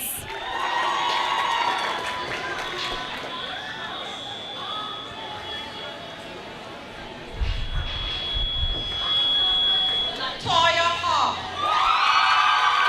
Latoya has an average of 83% and receives a card of honor. Matthew Drummond.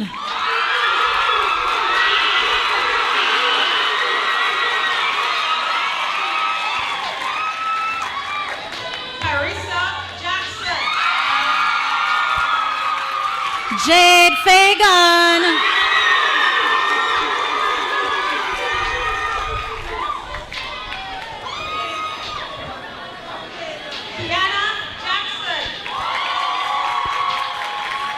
Daniel 5.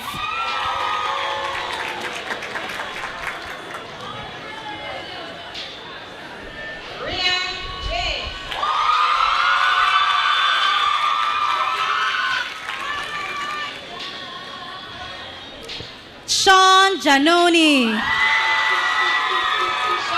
has an average of 90% and receives the badge of honor. Julie Curlew.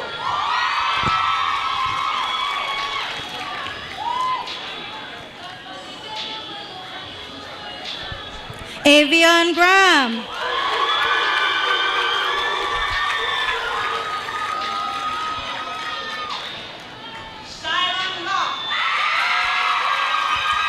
Nathan Hines.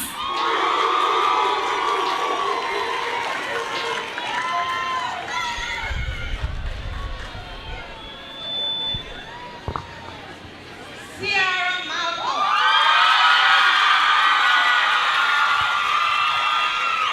Eldine Levy.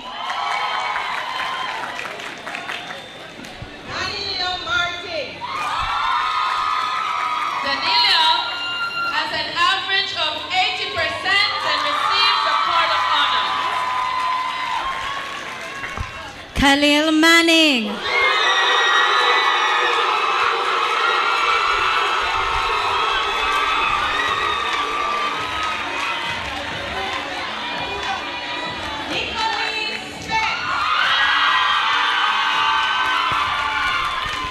Jarvis Mailer.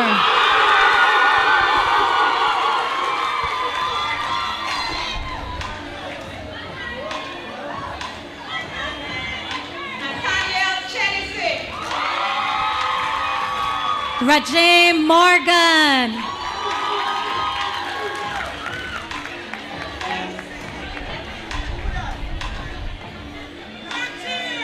Nathan Lord. Daniel Scott. Daniel has an average of 85% and receives the card of honor.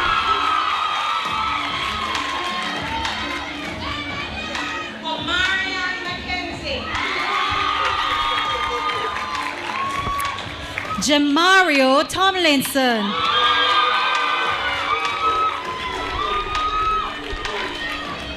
Rolinda Myers. Randy Watson.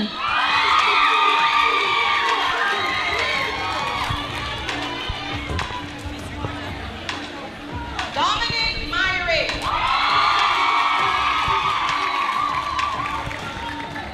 I'll invite Casey and Garvey. Please return to the podium. Asian has an average of 83% and receives the card of honor.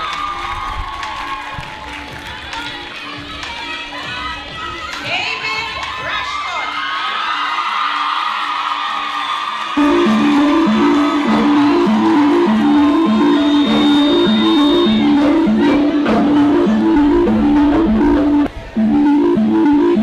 Rashid Ross.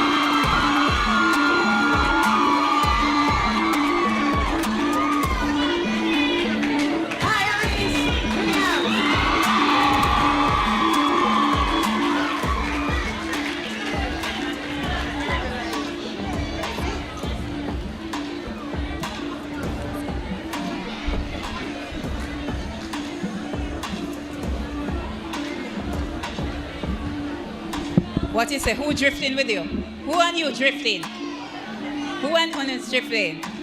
We are down. We got 6. How many classes do we have remaining? What? Are they the best or the worst? All of you are the best. All of you. And I invite none other than Miss Manning'S of 5 Red and Miss Nicole Wallace of 5 Blue.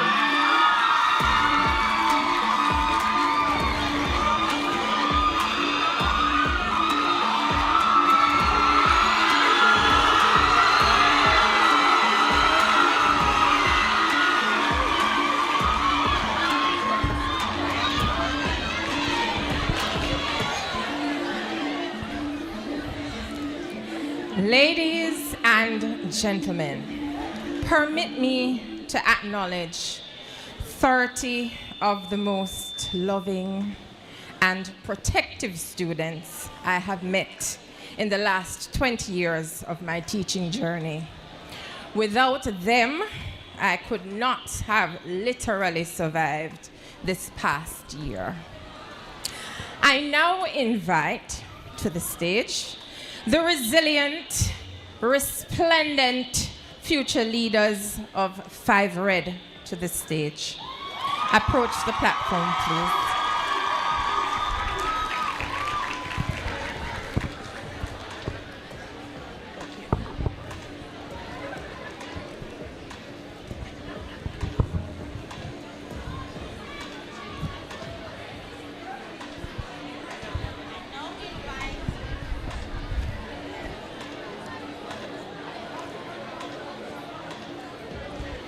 I now invite the talented, creative, and innovative risk-takers of 5 Blue to stand and make their way to the stage.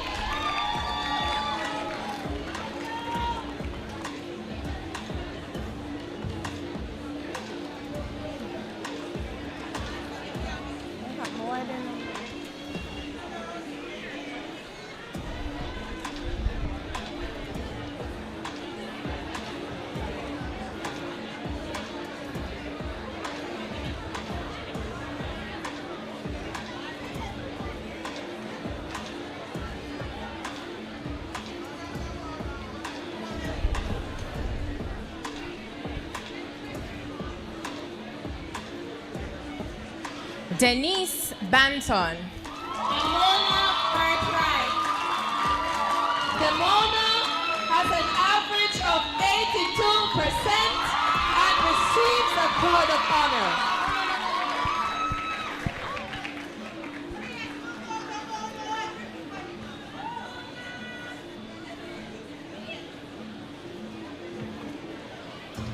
Ayana Coach. Shamona Edward.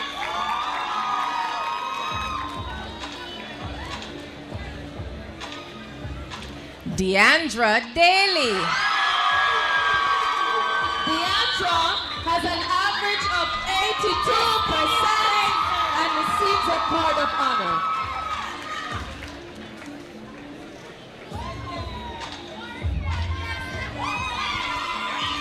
Rihanna Fox. Michaela Gordon. Michaela has an average of 84% and receives a Card of Honor. Michaela Goslin. Imaya Harriam.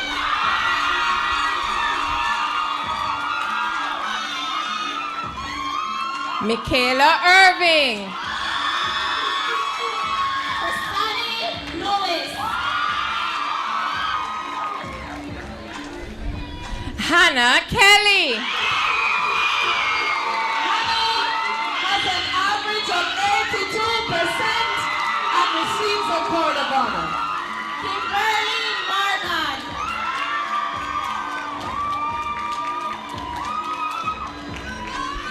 Danielle McNabb.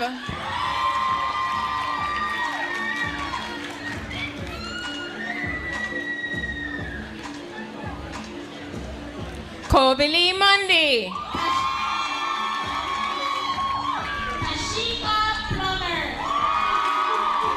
Tashika has an Brianna average of Powell. 82%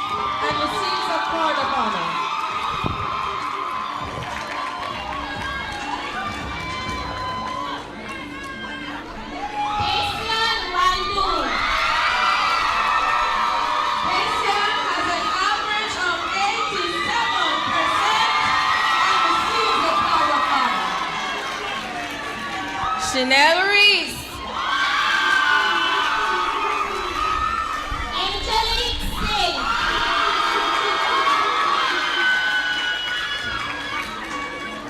Anna Marie Spence.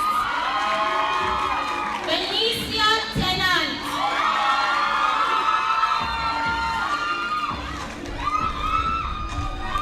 Bethany Thomas. Avanika Wangstar. Avanika has an average of 88%. Paris Williams. Tajay Allen.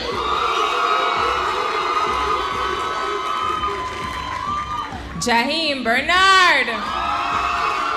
Antonio Bennett.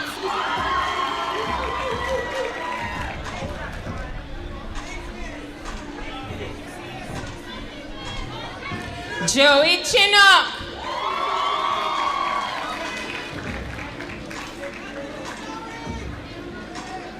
Merrick Brown.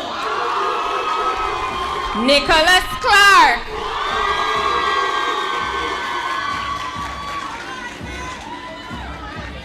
Dante Clark. Donald Davis.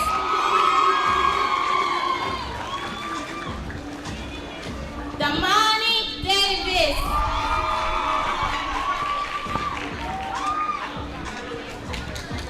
Donald Davis has an average of 86% and receives a badge of honor.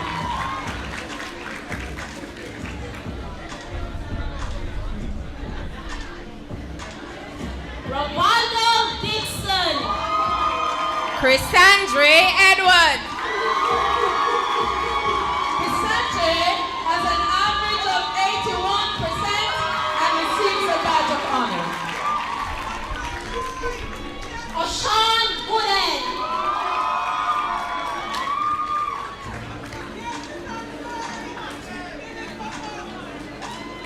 Daniel Gale.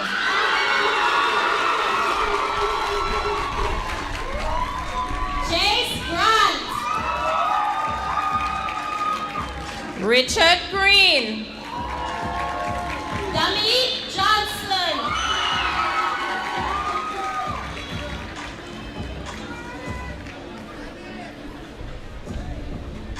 Justin Jones.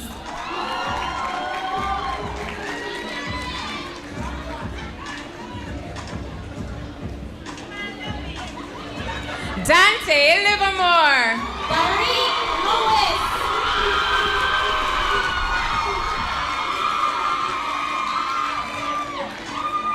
Tevon Martin. Anthony Manning'S.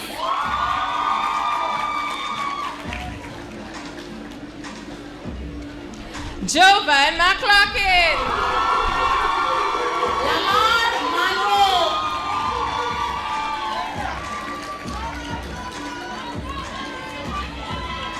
Giovanni Pinnock. Dominic Phillips.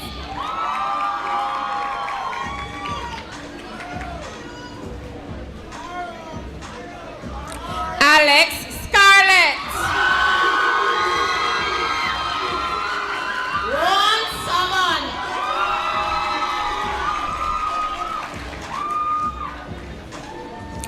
Vashon Tinglin. Dorian Smith.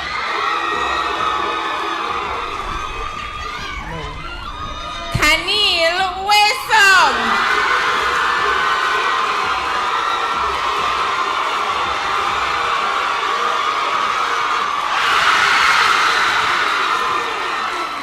Demani Whitmore.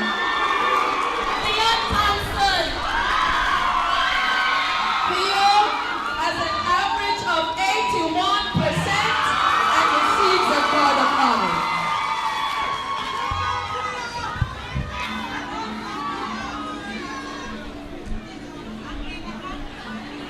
Jordan Turner.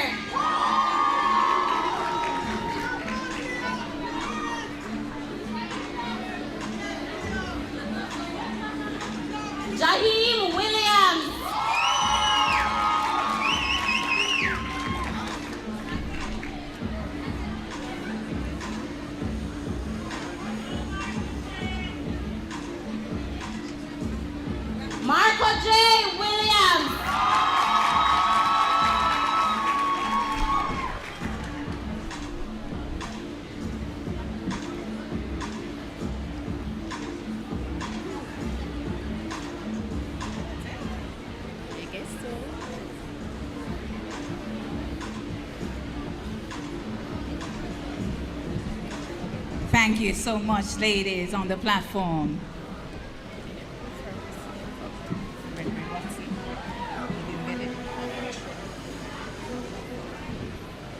Gregory, my darling, Gregory Watson, did you receive your honor cord? He did. Oh, of course. Wonderful, wonderful. So I just want to give a special shout out to our honor cord ladies. I see in the media where 7 of the top 10 were boys, but could we see the boys receiving honor cords in Manning'S school? All right, all right, all right. This is you. So now I must say to you, graduates, you are now seated as students, but I invite you to rise as graduates of unshakable 288-year-old legacy from Manning'S School.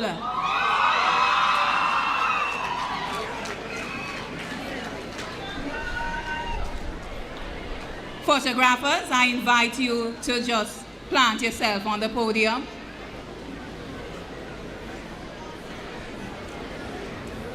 It is, and it has been, my honor to serve as one of the many guides through this stage of your journey.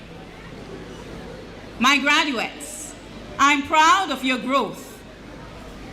I am proud of the effort and the spirit you have shown here today.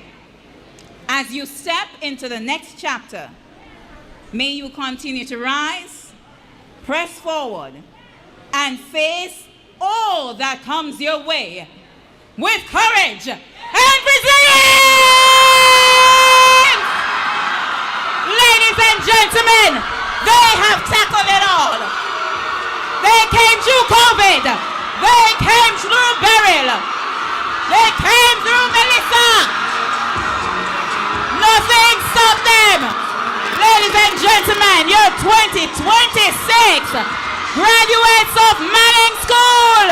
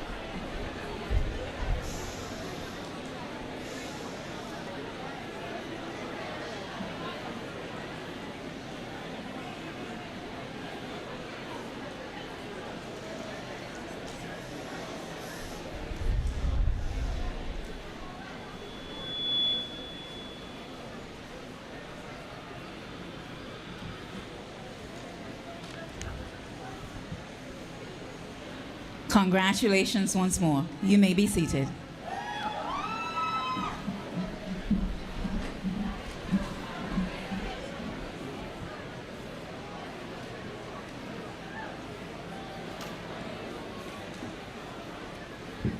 Congratulations once again to the class of 2026.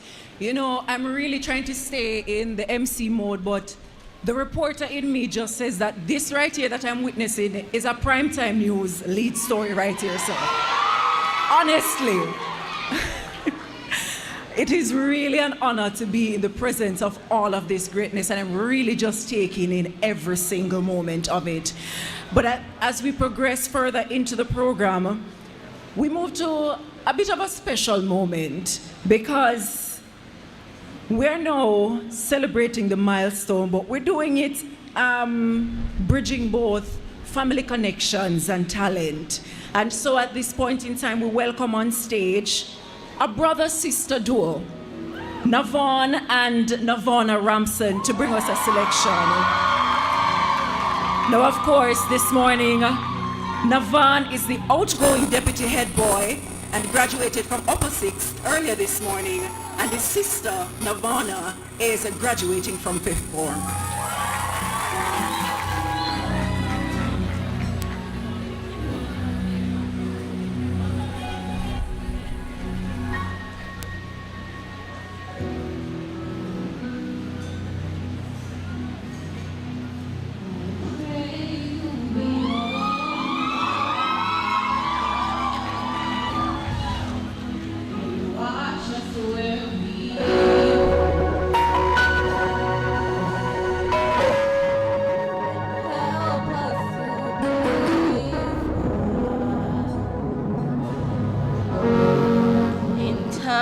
When we don't know,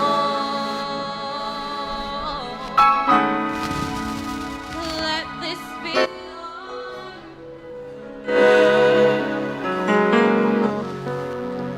when we lose our way,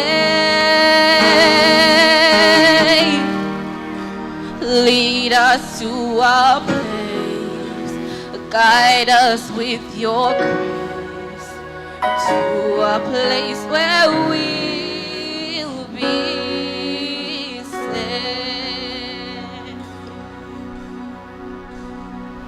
I pray we'll find your love and hold it in our heart.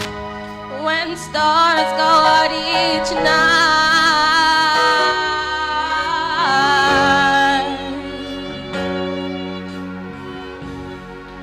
when shadows fill our days, lead us to a place, guide us with your grace, to a place where we'll be safe.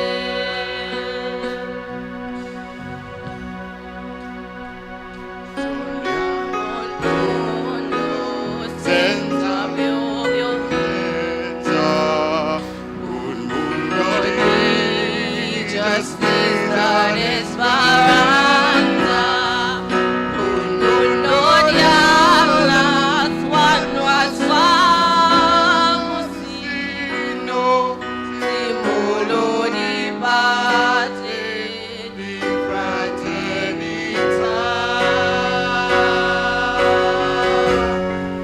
We ask that life be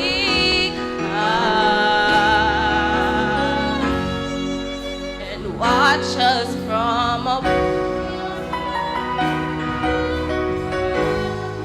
We hope it's all we'll find, another soul to love. Lead us to a place, guide us with your grace. Give us strength so we'll be safe.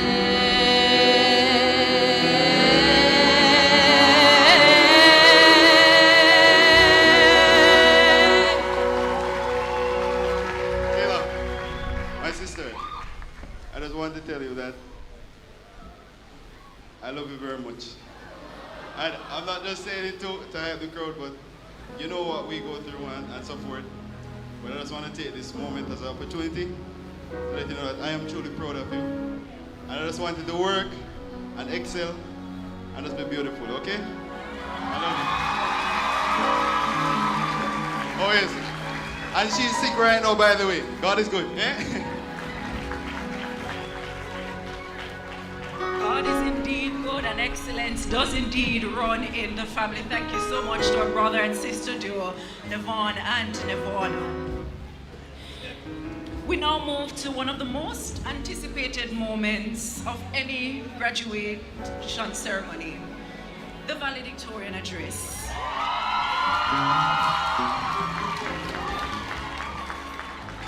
As he makes his way to the stage, you know, this is usually the point where we hear about the late assignments, the last minute studying, you know, and somehow surviving 5 long years. Let's welcome on stage your valedictorian, Hassan Smith.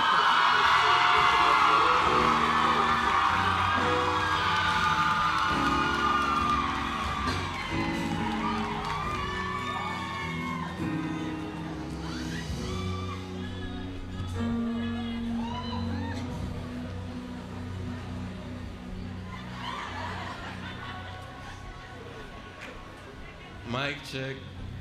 Is everyone hearing me?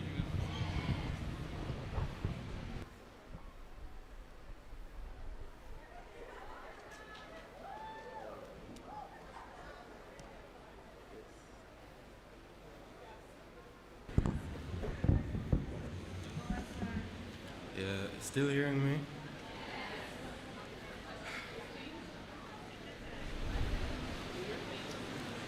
In my hand, I hold a Rubik's Cube. To some of us, it is simply a puzzle. But to me, it represents the graduating class of 2026. Madam Chairperson, Ms. Nakinsky Robinson.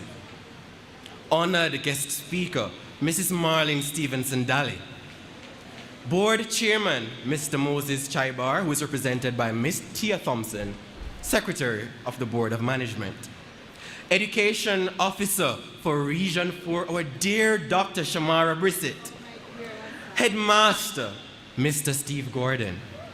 Vice Principals, Mrs. Sharon Thorpe and Mrs. Fiona Vassaker. Other distinguished guests on the platform. Teachers, other members of staff. Parents, guardians, well-wishers, and most importantly, the young men and women of the hour, the graduating class of 2026. Good afternoon. A Rubik's Cube begins as a collection of seemingly scattered pieces, seemingly impossible to organize. Solving it requires patience, resilience, strategy, and countless attempts. In many ways, our high school journey has been no different. 1,737 days ago, we began this journey with a mixture of hope, anxiety, and uncertainty. The world was in the grip of a global pandemic. Zoom was our best friend, and my camera now up or go to excuse. First form was unfamiliar territory. We had just left primary or prep school where everything was so simple. And all of a sudden we were being asked to explain scientific concepts, solve algebraic equations, and understand why converting Fahrenheit to Celsius was apparently essential knowledge when Google existed. We took the advice to work smart and not hard very seriously, because back then, AI was nowhere what it is today. So hypothetically speaking, if any of us were ever tempted to cheat on an online exam, and I emphasize hypothetically, we would have to search every question individually. Can you imagine? Of course, we cannot forget Mr. Kalam's agriculture classes. If you know, you know. Or Mrs. Smith-Williams' unwavering determination to have our cameras turned on while we remained equally determined to prove that they were simply not working. Thankfully, online learning barely survived the Christmas term. And before you know it, we were gracing the walls of the Manning'S school on a shift system. However, I still need to have a serious conversation with Mr. Gordon. Because I'd really like to know, while all the professional chatterboxes, comedians, and debaters ended up on the navy blue ship, Yet beneath all the laughter and chaos, something remarkable was happening. We were growing, adapting, piece by piece. Just like this Rubik's Cube, we were beginning to find where we belonged. Second form was the settling in year. Mr. Gordon, Dr. Pierce, and Mr. Duncan. I apologize on behalf of my year group for any premature gray hairs that would have caused that year. We were now becoming seasoned blue bloods, pirating the love in action area, and ensuring that we were first in line for the guidance department's pizza sales. Second form was very eye-opening. We learned just how important it was to develop a balance between our personal lives and school. Then came change. Third form was here. We were suddenly introduced to subjects we have never heard of before. And for the first time, many of us began to realize the high school, and oh boy. Balancing 21 subjects alongside our personal lives tested us in ways we never imagined. Of course, we cannot talk about third form without mentioning Agri's 60 pages of graded notes and Mr. Roach's physics classes. To put it kindly, they were character-building experiences. The graphs were not graphing. SI units were making absolutely no sense. And somehow we were still trying to understand the difference between Ser and S-star. Yet despite the academic struggles, third form was also one of the most memorable years of our journey. We celebrated victories together, including winning the All-Ireland Under-16 football competition. It was also during this year that many of us faced one of the biggest decisions of our high school lives, choosing our future paths. Should I follow my heart into business? Should I follow my best friend into sciences? Should I choose social studies or geography for the trips? For those of us that chose geo, we found out, Thank you. For some of us, the answer came naturally. For others, a few EET tests from Mr. Thompson helped make the decision. Around this time, many of us also discovered that mathematics had apparently declared war on our happiness.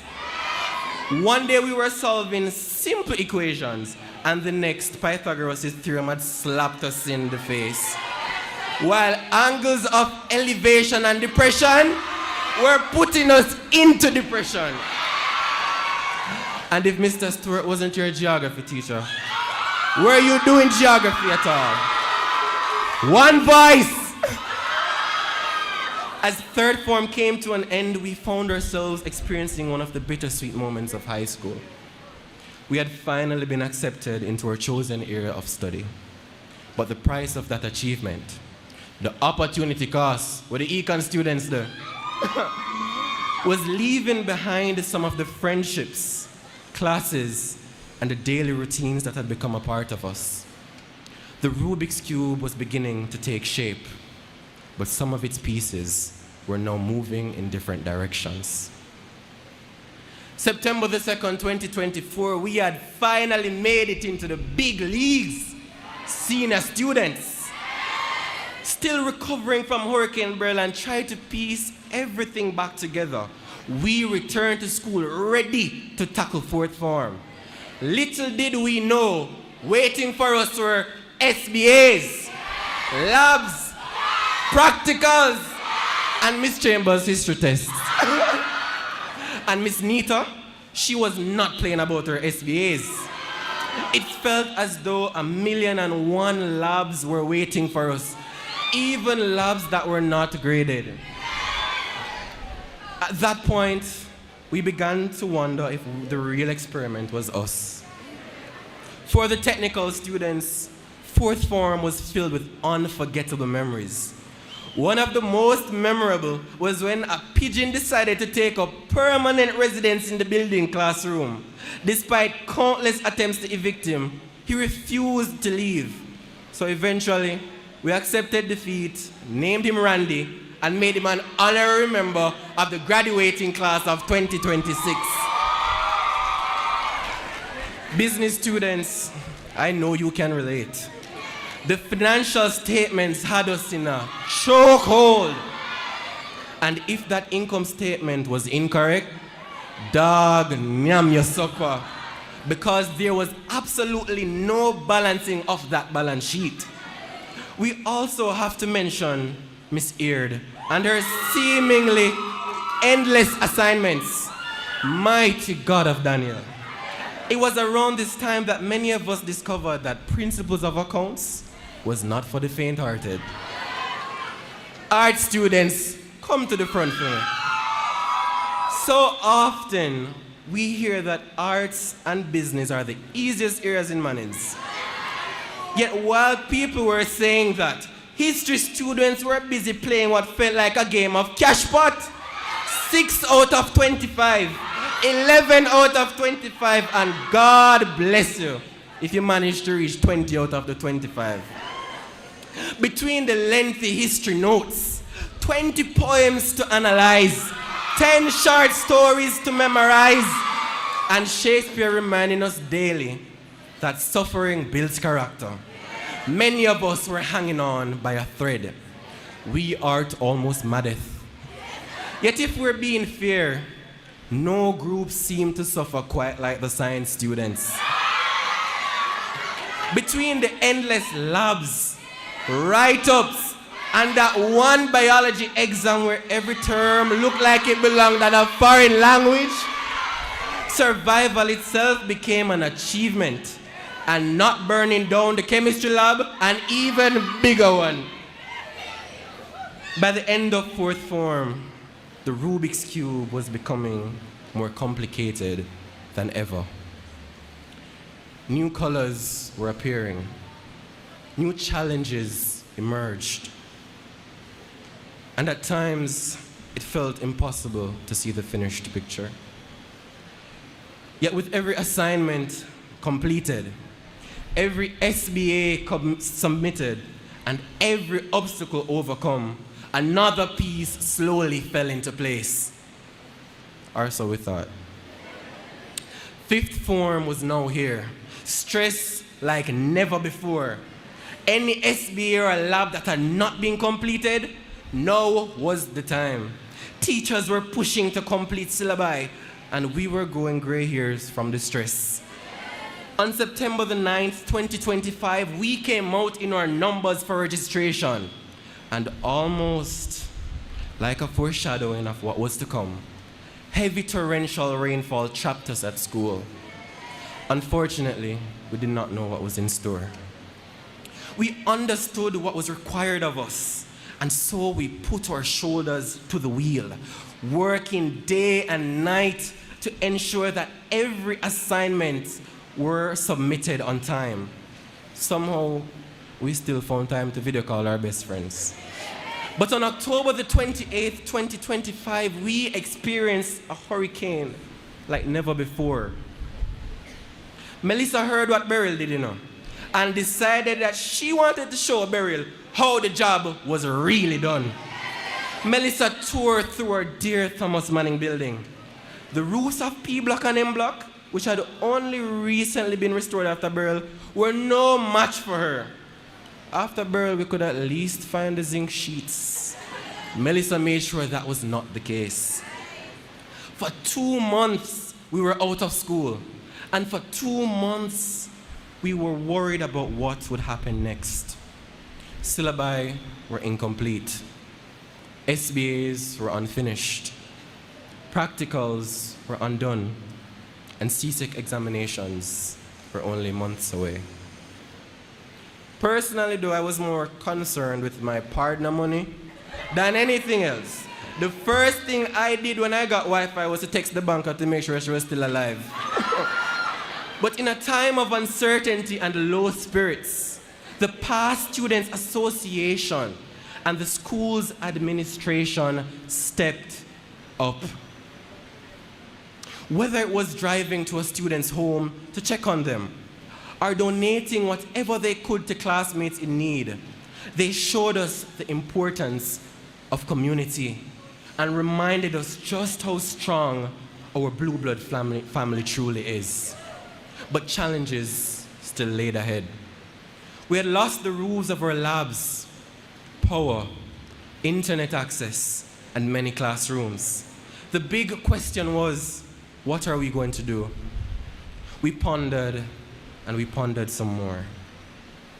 But the leadership of this school ensured that everything would fall into place. When we returned to school decked out in our joggers, Crocs, and anything but the Manning'S school jersey, we were doing labs without the labs. We were forced to do information technology without the technology, and electrical engineering technology without the electricity. How shocking. We were in distress.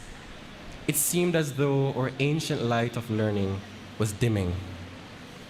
Yet beneath that rubble, we found that light that continues to shine in splendor over all the West.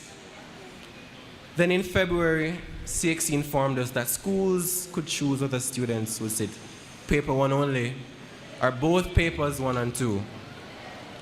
When our school chose 2 papers, we were confused. And so was much of Westmoreland. The only school doing 2 papers, they asked. What we did not see was what our teachers and principals saw in us. Though we were down, they refused to let us stay down. They knew the abilities of their students. We did not need a pity party. We are the Manning'S school. And so we prepared for 2 examinations, burning the midnight oil. The technical students had their own battles. When they returned in January, many believed that they had conquered their 4th form EET examinations. Unfortunately, some grades barely exceeded the numbers on a calendar. They had it hard. Some had not completed their SBAs while others had to redo theirs because projects were stolen or destroyed by the storm. During mechanical engineering practicals, getting burned became almost a rite of passage. Yet many students still loved the practical aspect of the subject. As for electrical technology, most students honestly had no idea what was going on. We simply did what we could and hoped for the best. Fortunately, we had one faithful guide through it all, Randy. Randy survived the storm. Science students were barely hanging on. Physics and chemistry became their greatest adversaries. The labs were gone, and so were some of their lab books, soaked beyond the saving. The outdoor became their labs, and sometimes they had to travel all the way to Little London to complete labs. Art students were holding on for dear life. Exams were approaching, and God help us if we knew even 10 of the 20 poems well. Spanish orals right around the corner, and some of us were still stuck at Hola, ¿cómo estás? The business students were struggling with the financial statements. Companies made absolutely no sense. And for those of us doing social studies, regional integration had us wondering whether we carry come or carry go. Then came mock examinations. We did not study. Well, we claimed that our focus was on preparing for the real examinations. But we all know that we were busy keeping up with Speed and Rosalie and Akeem. Then before you knew it, May the 5th arrived. The English examination was our first great test. Have you ever entered a vehicle that has been parked in the sun for hours? That was the English exam. Mr. Gordon, Miss Davidson, Dr. Pierce, Miss Nita, Miss Esser, and several groundsmen were battling heroically to get the air conditioners working. But the air conditioners were putting up an even greater fight. The fact that we survived that examination proves that we can survive anything life throws at us. Now we wait for August. To our parents, we apologize in advance, especially for our math grades. Just know, if you see a grade V, it stands for victory. Though fifth form brought its fair shares of challenges, it also gave us moments that we will never forget. Who can forget our D-Cup match where we thoroughly thrashed Black River High School? The game was so entertaining that at one point, Black River's goalkeeper seemed less focused on keeping the goal and was more interested in dancing along to our chants. I wash you on. Like someone trying to solve a Rubik's Cube, there were times when we felt like giving up. No matter how hard we tried, the pieces never seemed to fit where they belonged. Yet through every challenge, we kept fighting. 5 years of high school should mean we have everything figured out. Yet like a Rubik's Cube, just when you think that you have solved it, you realize that one red square mixed with the yellow. Graduates, as we leave this auditorium, I implore you to hold tightly to the values instilled within us and the memories we have created. At times when giving up would have been easier, we chose perseverance because that is what blue bloods do. As we await our results in August, let us give ourselves grace. We worked for straight ones. But if that's not the outcome, remember the efforts, sacrifices, and determination that brought us here. Many would have folded under the pressure we faced, but as the beacon of the West, pressure turned us into diamonds. To our parents and guardians, for years we have wondered what we could possibly say that would be enough to thank you. The truth is that no word will ever be enough. You sacrificed so much. You carried burdens we may never fully understand. And yet somehow you still made sure we felt loved, protected, and cared for. Everything we are today carries a piece of you. Every lesson, every value, every achievement we learned from watching you. Though we stand here graduating and preparing for a new chapter, a part of us will always remain your little boy or little girl. Forever grateful for every lesson, every hug, and every prayer. This day belongs to you just as much as it belongs to us. Without you, we would not be here. To our teachers, thank you for your patience, guidance, and dedication. Thank you for believing in us when we struggled to believe in ourselves. Thank you for caring for us, encouraging us, and reminding us that we matter. It is so strange to think that next year there will be no more hearing Miss Davidson heels announcing that she's on the block. Thank you for everything that you have done for us. To our school family, we extend our heartfelt gratitude. To Mrs. Manboard and her team, to Miss Rose and Miss Tuller, to Chalpy and Country, who kept us nourished. To our ancillary staff who ensured our classrooms were clean, welcoming, and ready for us each morning. And to our guidance department, Dr. Pierce and Miss Hall, thank you for always being there when we needed you. To our principals, Mr. Gordon, Mrs. Vassaker, and Mrs. Thorpe, we offer our sincere appreciation for your leadership, guidance, and unwavering commitment to our success. We say a huge thank you. And finally, to the class of 2026, congratulations. Our story was never meant to be easy. We lost classrooms, roofs, internet access, electricity, and valuable time. Yet we never lost ourselves. When the roofs were gone, we remained. When the lights went out, we remained. And when the doubt crept in, we remained. Because that is what Blue Blood is about. Despite every obstacle placed in our path, our year group continued to excel. Among us, we have World Cup footballer Rajan Mackenzie, international netballers and volleyballers Tahira Barrett, Jesse Bihari, Tahir Archer, our very own national Math Olympiad Sai Padipali. A special shout out to our footballers who have repeatedly represented us to the best of their abilities. Under 14 titles, under 16 titles, D-Cup finals.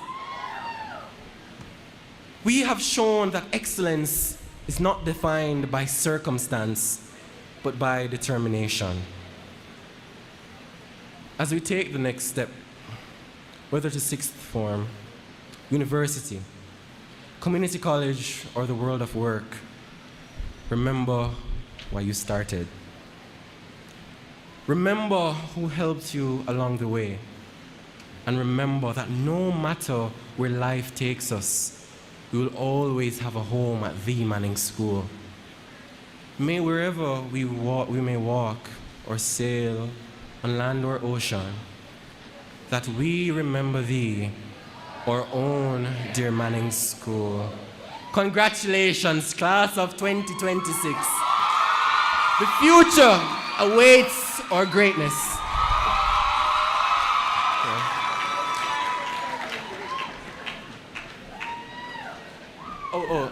Before I move, I'd like to ask Akira Spence.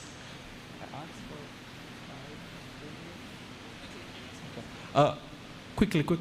So, fifth form had been very challenging since September. In addition to the academic challenges, many obstacles were placed in our path. At times, it felt as though the boat was going to topple over. But there was one individual that stuck beside us. She ensured that every I was dotted and every T was crossed. You know who I'm talking. Before exams, she ensured to send our reminders. IT at 9 a.m. Bio at 1.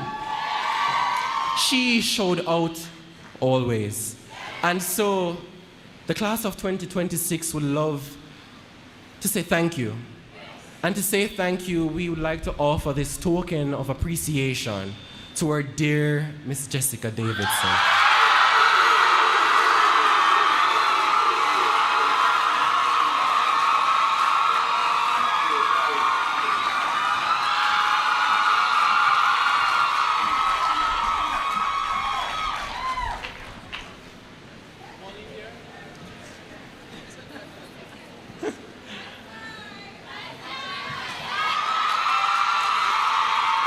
Thank you. Hassan, thank you so much, my darling. And Mr. Gordon, come and present him with his trophy. See this little trophy?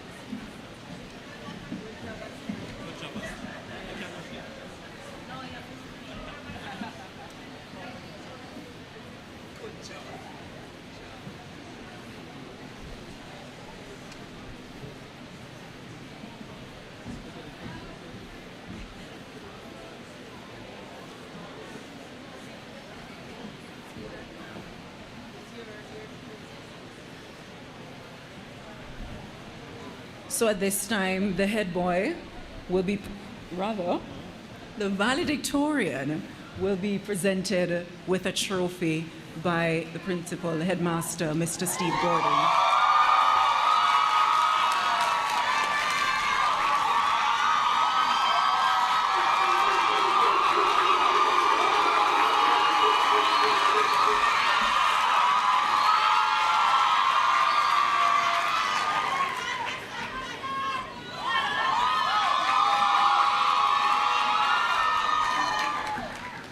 Thank you so much, Hassan.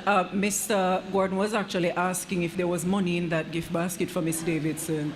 Unfortunately, it wasn't enough. Okay. I'm sure she still appreciates it. But of course, that was really a reflective, thoughtful, and sincere piece from Hassan, or Valedictorian for 2026.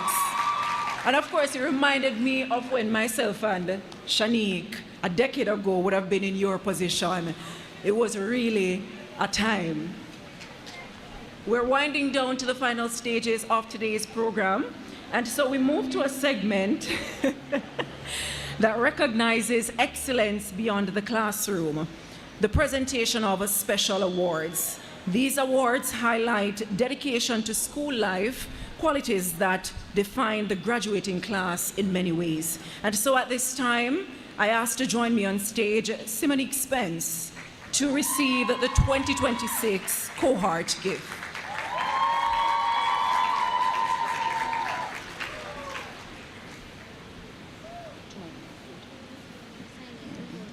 Okay.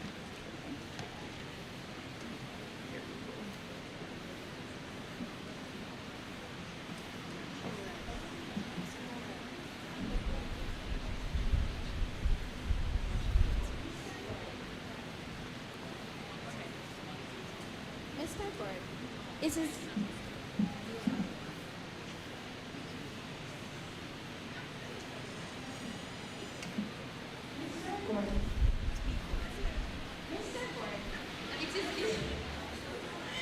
Mr. Gordon. Mr. Gordon, it is indeed my esteemed pleasure to represent the graduating class of 2026. As a token of our appreciation and commitment to giving back, the class of 2026 is proud to present this gift to the continued development of our school.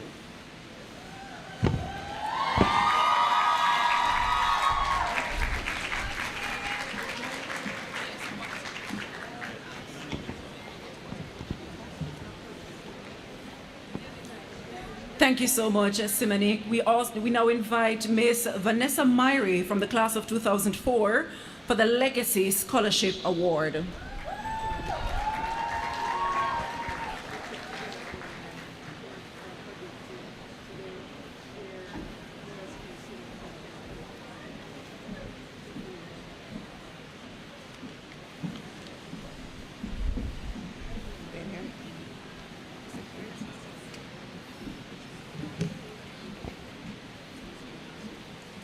Good afternoon, everyone.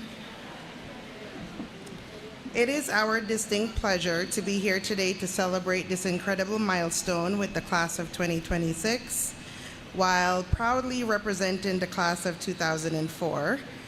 My name is Vanessa Myrie, and I am the chair of the Shades of Blue Legacy Scholarship Program. And here with me is Dania Powell, a former head girl here at Manning'S,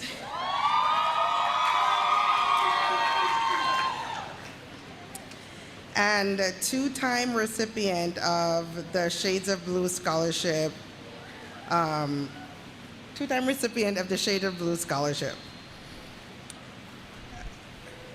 22 years ago, my peers and I sat in this very auditorium. We were just as excited as you are and nervous about what the future held.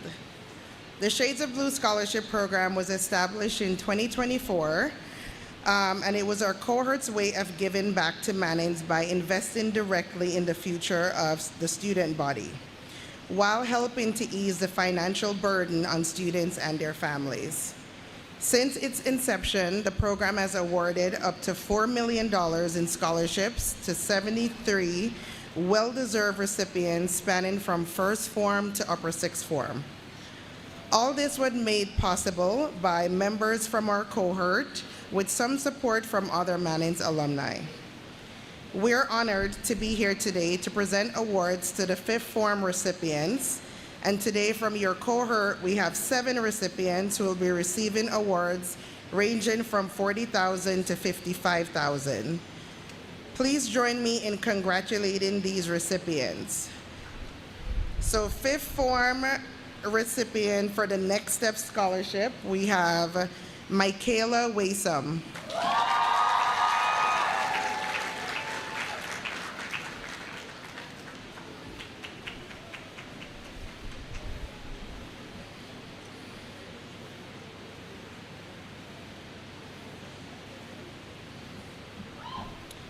And then we have Marco J. Williams.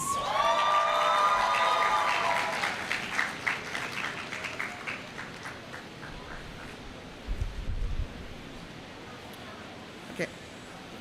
While Marco is making his way up here, we have Gabrielle Williams.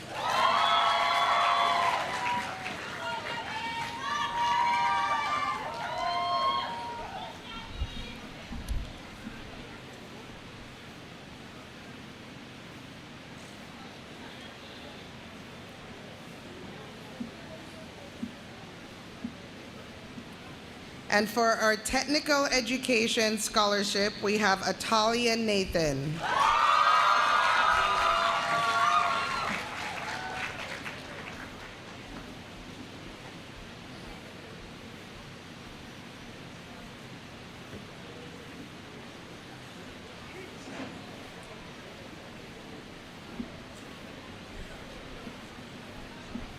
And he finally made it, Marco J. Williams.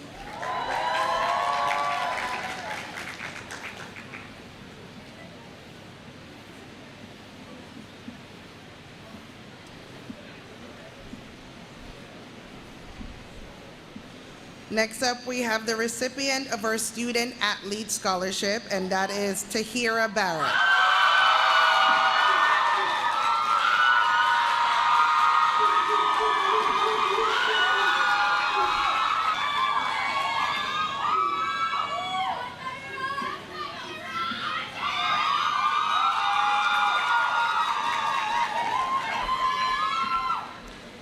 And then we have the Caroline Salmon Memorial Single Parent Support Scholarship, and our recipients are Shavana Morris,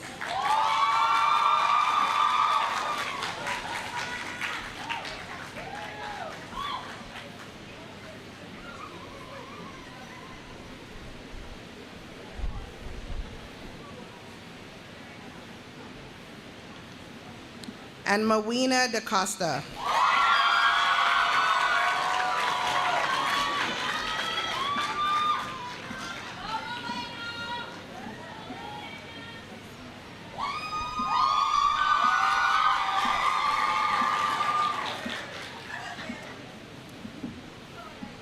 To all of our recipients, the class of 2004 is incredibly proud to invest in your academic future. We hope these awards remind you that you have a whole community cheering you on as you take the next step. Thank you. Thank you so much to the class of 2004 and Miss Vanessa Myrie. Now we move to the award from the 5M class of 1978 grant, and that will be awarded to Jamelia Ramsey. Representative represent that.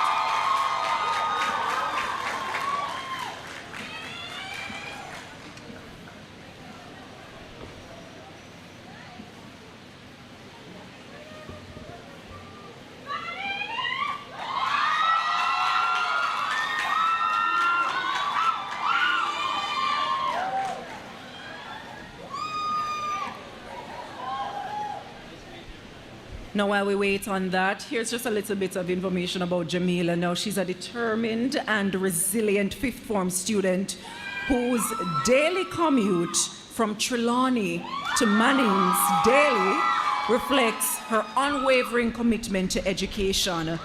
The 5M class of 1978 bursary is awarded in recognition of her perseverance, leadership, and dedication to academic and personal growth.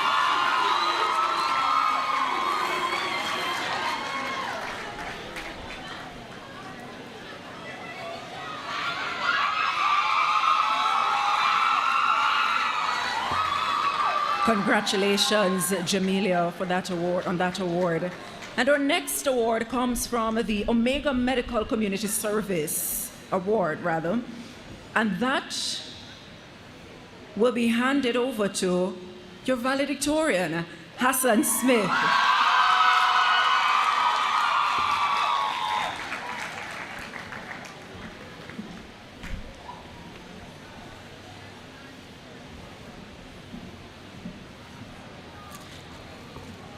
And the Secretary of the Board, Ms. Tia Thompson, is presenting that award on behalf of Omega Medical Community Service.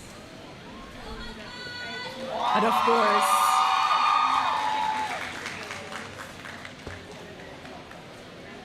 we also extend an honorable mention to Daniel Gale, who has demonstrated determination, resilience, and a commitment to his education. In recognition of his hard work and potential, he's the proud recipient of the Merle Thompson Foundation Scholarship.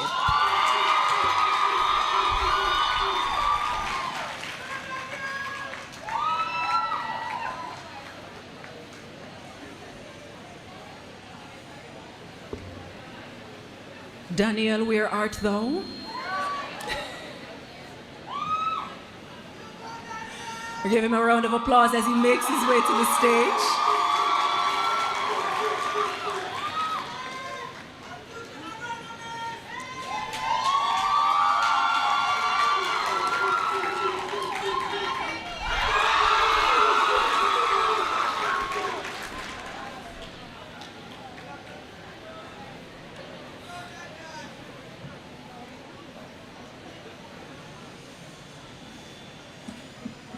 Well, thank you so much, and congratulations again to the special awardees, Jamila Ramsey, Hassan Smith, and Daniel Gale. Now we move to the expressions of gratitude from our graduates.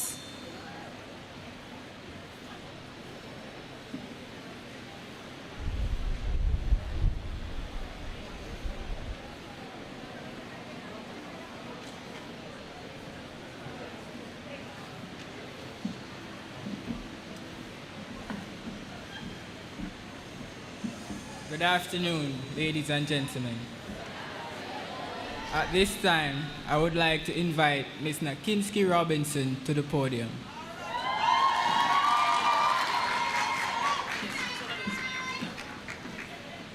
Ms. Robinson, leading class of 2026, would like to thank you for your contribution to your alma mater here today. We hope that when it is our time to give ourselves and offer our service to our institution, we can do so as gracefully and as enthusiastically as you have today. It was indeed a pleasure to experience your grace, poise, and pizzazz in making today's ceremony a memorable one. Again, Ms. Robinson, we thank you. Please accept this small token of appreciation.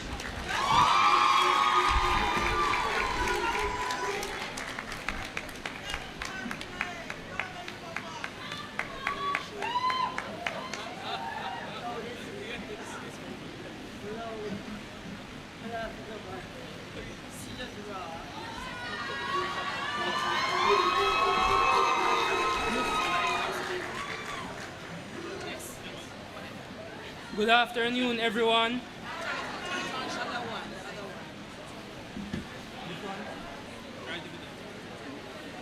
Good afternoon, everyone.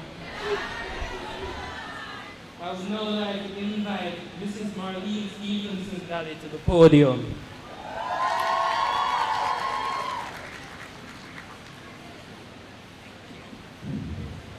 Mrs. Stevenson-Daly, the graduating class of 2026 would like to sincerely thank you for taking the time to join us and share your words with us on this special occasion. As we prepare to leave the familiar shores of school life and move into a new and uncertain stage of our journey, your message has given us valuable guidance and encouragement. Your words have reminded us of the importance of moving forward with confidence, determination, and a clear sense of purpose, even when the path ahead is unfamiliar. We are grateful for the encouragement and wisdom you have imparted to us, and we truly appreciate the interest you have shown in our future. Your contribution has made this occasion even more meaningful and has given us much to reflect on as we begin the next chapter of our lives. Once again, Ms. Stevenson, Daddy, thank you for your presence, your encouragement, and your inspiring message. Please accept this small token of our appreciation.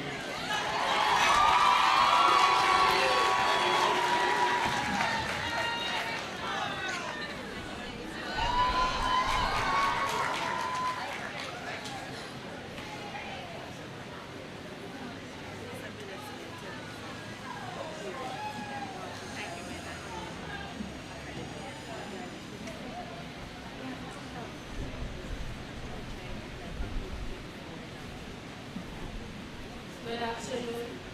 I would like to invite Mrs. Massacre to join me.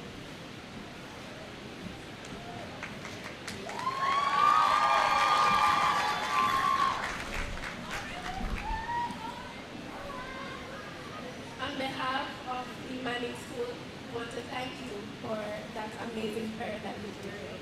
And here's a small token.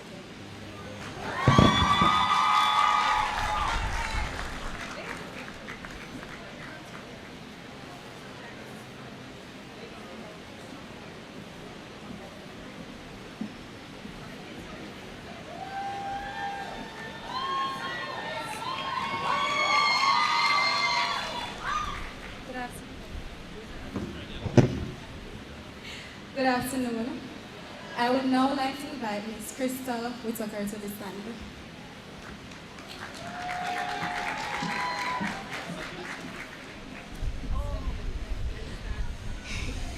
On behalf of the graduates of Manning'S School, class of 2026, I would like to express our sincere gratitude to you today for serving as our presenter.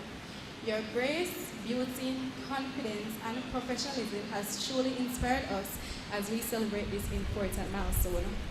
So we offer this token as a symbol of our gratitude. Thank you.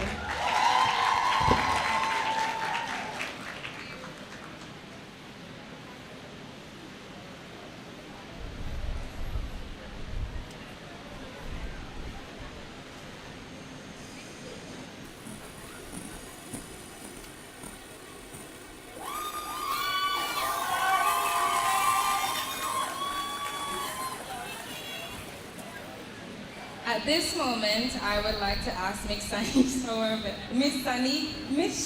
Somerville to please take a stand. On behalf of the graduating class of 2026, we sincerely thank you for your time, presence, and support as we celebrate this significant milestone. Seeing as you once walked this stage as a graduate, your contribution to today's service has made the event more heartfelt. We want to give you this as a symbol of our appreciation and gratitude. Once again, thank you.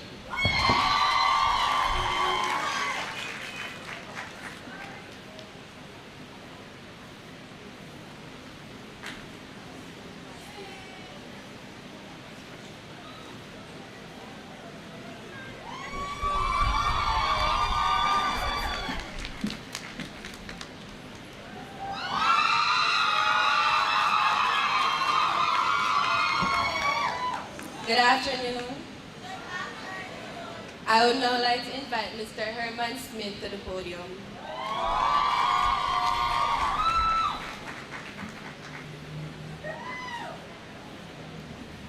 On behalf of the graduating class, I would like to extend our heartfelt thanks to Mr. Herman Smith for his contribution and participation in our celebration. It has indeed been a pleasure to have shared this experience with you, and surely one to remember. And with our final expression of gratitude, please accept our token of appreciation.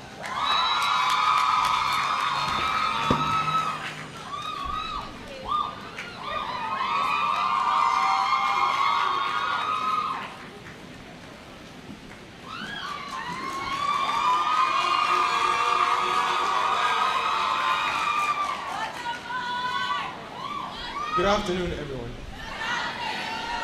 I invite Miss Vanessa Mary to the podium.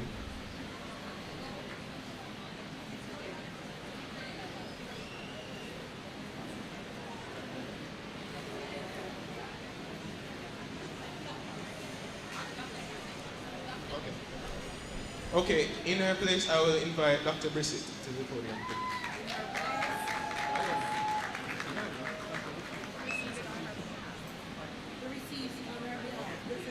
To receive it on her behalf, I invite Dr. Brissett.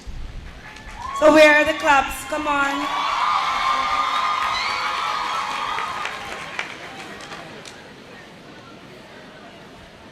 On behalf of the graduating class of 2026 and the Manning'S School, I present a small token of our sincere appreciation for being here and presenting these certificates. Thank you.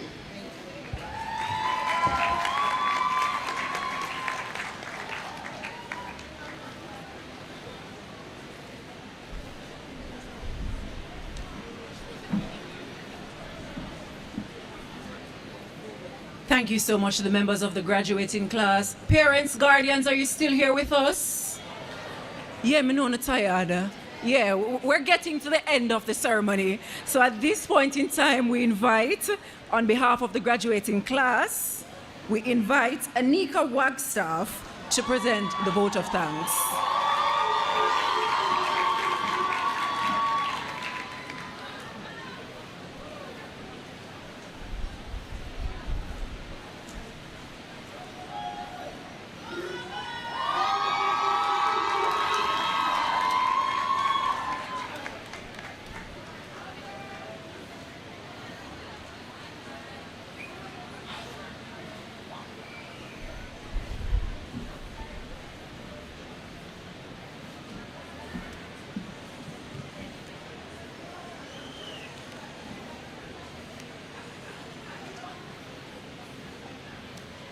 Ladies and gentlemen, this afternoon we have gathered here to celebrate a massive milestone. On behalf of graduating class of 2026, I feel privileged to express our deepest gratitude to everyone who made this unforgettable celebration possible. Our foremost thanks goes to our guest speaker, Mrs. Marlene Stephenson-Daly. Thank you for sharing your time and your brilliant perspective with us today. Your word truly resonated with the audience, and you have given us inspiration that we definitely needed for the future. We also want to recognize our Master of Ceremonies, Ms. Nikinsky Robinson, whose vibrant energy and expert guidance made this event a success. To our parents and guardians, you are our biggest motivators. Thank you for your endless sacrifices, unconditional love, and belief in our potential that brought us to this stage. To our coordinators, performers, the board, teachers, and the auxiliary staff, you are the unsung heroes of today. You turned an occasion that seemed impossible into existence. To all who have contributed in whatever way to the success of this graduation, we are truly grateful. To everyone in attendance, your love, your applause, and your presence have turned this moment into a lifelong memory. Ladies and gentlemen, thank you for being such a gracious audience. May God bless you and have a wonderful evening.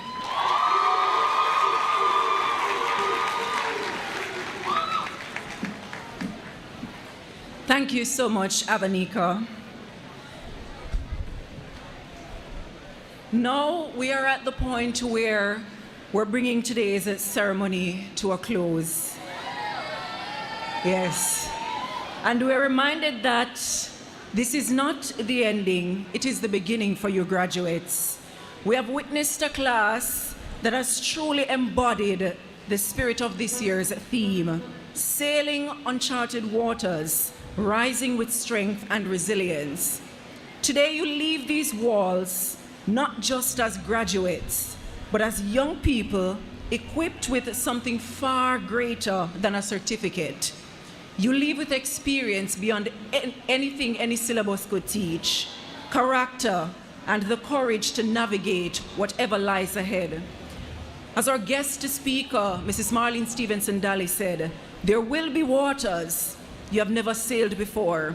There will be moments of uncertainty, but if today's anything to go by, you are more than ready for the journey. Stay ready so you don't have to get ready. Congratulations once again to the class of 2026.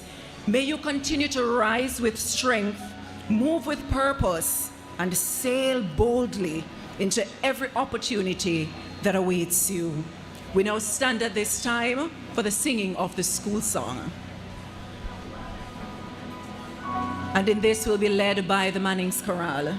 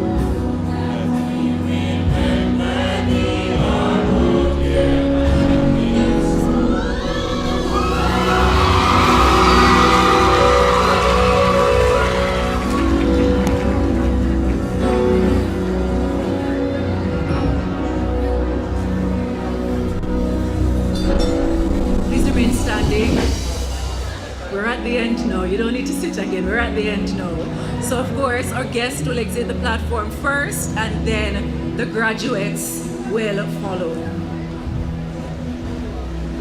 Thank you so much to our MC, Ms. Kingsley Robinson.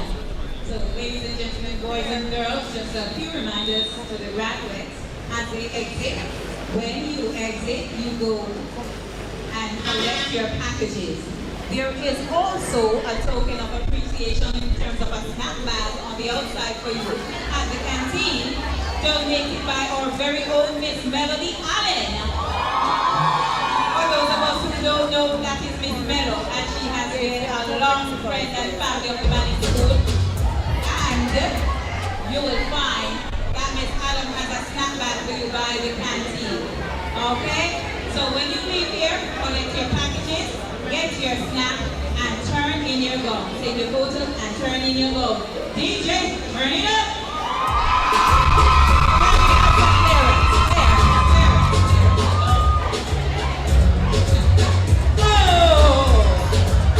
Graduates, make it up, go back, brother.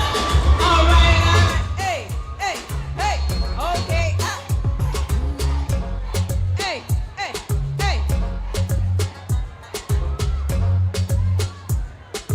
To our specially invited guests, please help yourself to some refreshments over by the STEM Center.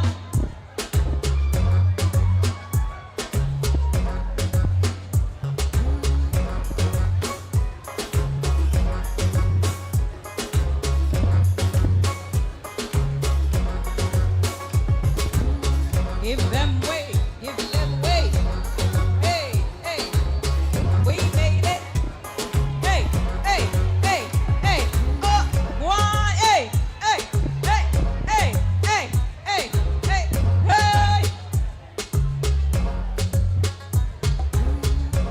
they can't hold it, hey, they can't control it, hey.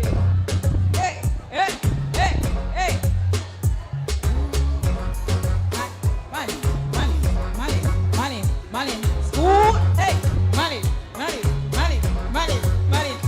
school, hey, they can't hold it, hey, they can't control it, hey, can't hold it, can't control it.